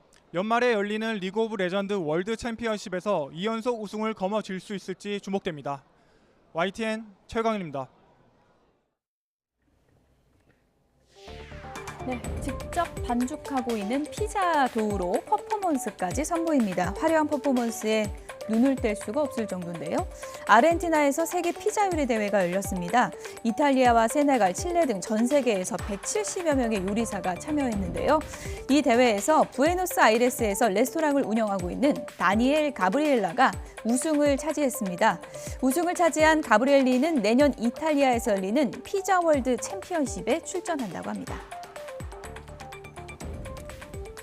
평화롭게 카페에 앉아있는 한 남성에게 수사관들이 다가갑니다. 러시아 연방수사위원회가 현지 시간 6일 성명을 통해 프랑스 시민이 러시아의 군사활동에 대한 정보를 수집한 혐의로 모스크바에 구금됐다고 밝혔습니다. 이어서 이 정보는 외국 정보원이 입수할 경우 국가 안보에 악용될 수 있다며 해당 남성을 기소했다고 설명했는데요. 앞서 프랑스는 러시아의 우크라이나 침략 직전까지는 전쟁을 막기 위한 중재역으로 나섰지만 최근에는 갈등이 첨예해졌습니다. 네, 그룹 세븐틴이 빌보드 재팬 상반기 차트 앨범 부문 상위권을 석권했습니다. 빌보드 재팬의 2024 상반기 차트를 보면요. 세븐틴의 베스트 앨범 세븐틴 is right here. 이 앨범이 종합앨범 차트인 핫 앨범 2위를 차지하면서 K-팝 아티스트 최고 순위를 기록했습니다. 미니 11집 세븐틴스 헤븐도 5위에 올랐는데요. 소속사 측은 핫 앨범 톱5에 2장의 앨범을 올린 건 세븐틴뿐이라고 설명했습니다. 네, 트램 한 대가 언덕을 내려오고 있습니다. 그러던 가운데 방향을 잃게 되는데요. 이내 승객을 태우기 위해서 정차 중이던 다른 트램과 충돌했습니다. 러시아 시베리아의 남서부 도시 케메로보에서 트램 충돌 사고가 발생해 지금까지 1명이 숨지고 100명 이상이 다쳤다고 외신이 현지 시간 6일 보도했습니다. 연방수사위원회는 이번 사고와 관련해 안전기준에 미달한 점은 없는지에 대한 수사를 진행 중이라고 말했습니다. 2차 대전 전세를 역전시킨 노르망디 상륙작전 80주년 기념식에 25개국 정상이 총출동해 반러시아 연대를 다졌습니다.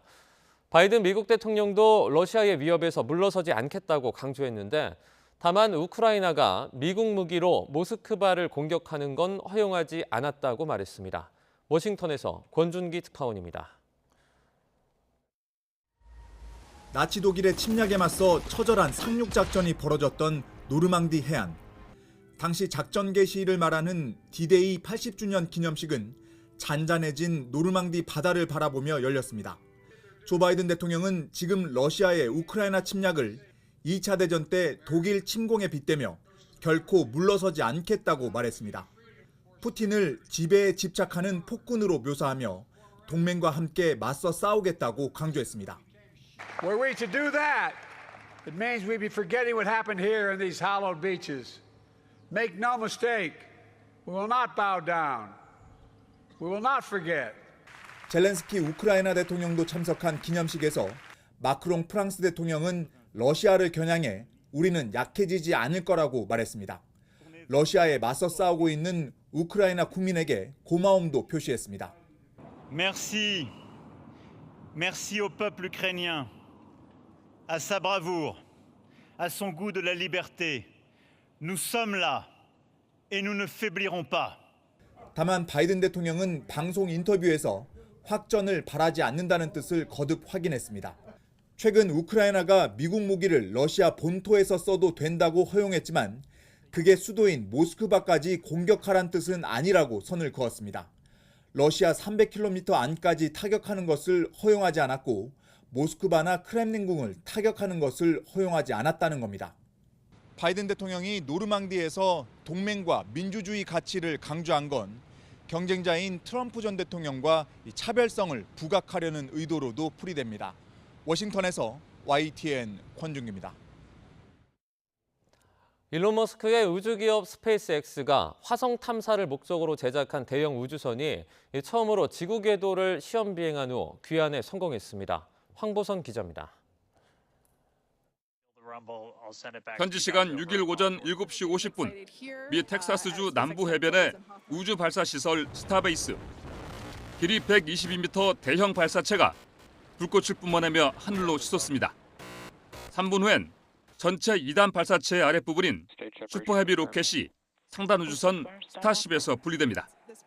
스타쉽 본체는 고도 210km에 도달해 예정된 지구 궤도 항로를 비행한 뒤 발사 후 40분쯤부터는 고도를 낮추며 대기권에 재진입해 바다에 착수하는 스플래시다운에 성공합니다. 폭발 없이 70분 정도의 여정을 무사히 마친 겁니다. Made it through re-entry and did its first ever landing burn. 슈퍼헤비 로켓도 멕시코만에 연착륙해 발사 후 8분 만에 비행 테스트의 주요 목표를 달성했습니다. 이로써 인류의 화성 여행과 일론 머스크의 우주선 상용화를 향한 노정에 새로운 이정표가 세워졌습니다. 스페이스X가 제작한 화성 탐사선 스타쉽의 시험 비행은 이번이 4번째. 지난 3월 3번째 시험 비행에서는 지구 궤도 비행 후 대기권에 재진입해 하강하다가 폭발했습니다. 앞서 지난해 2차례 시험 비행도 각각 4분과 8분 만에 폭발과 함께 실패로 끝났습니다. 스페이스X의 우주선은 미 항공우주국 나사가 반세기 만에 인류를 달에 보내려고 추진하는 아르테미스 프로젝트 3단계 임무에도 사용될 예정입니다. YTN 황보선입니다. 오늘도 예년보다 더운 날씨가 이어지고 있습니다. 이른 더위는 주말인 내일 전국에 비가 내리며 쉬어가겠는데요. 자세한 날씨에 현장에 나가 있는 기상캐스터 연결해서 알아보겠습니다. 고은재 캐스터. 네, 광화문 광장에 나와 있습니다. 네, 지금 바깥 날씨 전해주시죠. 네, 오늘 전국 하늘에 구름이 다소 많은데요. 날씨는 여전히 덥습니다. 이곳 광화문 광장에 설치된 분수대에서도 아이들이 물놀이를 즐기고 있고요. 또 많은 시민들도 이 근처에 앉아서 더위를 식히고 있습니다. 현재 서울 기온이 26도를 웃돌고 있고요. 앞으로도 기온은 29도까지 올라서 오늘도 30도 안팎의 여름 더위가 예상됩니다. 네, 갑자기 한여름이 된 것 같습니다. 주말 날씨는 어떻습니까? 6월이 시작되자마자 연일 더운 날씨가 계속되고 있는데요. 주말인 내일은 전국에 비가 내리면서 이 더위가 반짝 주춤하겠습니다. 서울 한낮 기온이 25도로 예년 수준을 밑돌 것으로 보이고요. 이 서울 등 중부지방에서는 오후부터 비가 점차 그치겠지만 남부지방에서는 저녁까지 이어지는 곳이 많은 만큼 주말 일정에 참고해 주셔야겠습니다. 오늘 전국 하늘빛이 다소 흐리지만 여전히 낮더위는 계속되고 있습니다. 곳곳에는 소나기 소식이 있는데요. 경기 동부와 강원, 충북 등 일부 중부지방과 남부 내륙 곳곳에는 한때 약한 소나기가 지나겠습니다. 오늘 지역별 기온 살펴보면 내륙 곳곳에서 30도 안팎까지 오를 것으로 보입니다. 서울과 대구 29도, 광주 28도 예상됩니다. 그리고 앞으로 하늘에는 구름량이 점차 늘겠습니다. 오늘 늦은 오후 제주도를 시작으로 밤에는 서해안에도 비가 내리겠는데요. 밤사이 비구름이 확대해서 주말인 내일은 전국에 비가 오겠습니다. 특히 제주 산간에 최고 80mm 이상, 남해안에 최고 60mm의 많은 비가 집중되겠고요. 이 지역에서는 시간당 10에서 20mm로 쏟아지는 강한 비에 주의가 필요하겠습니다.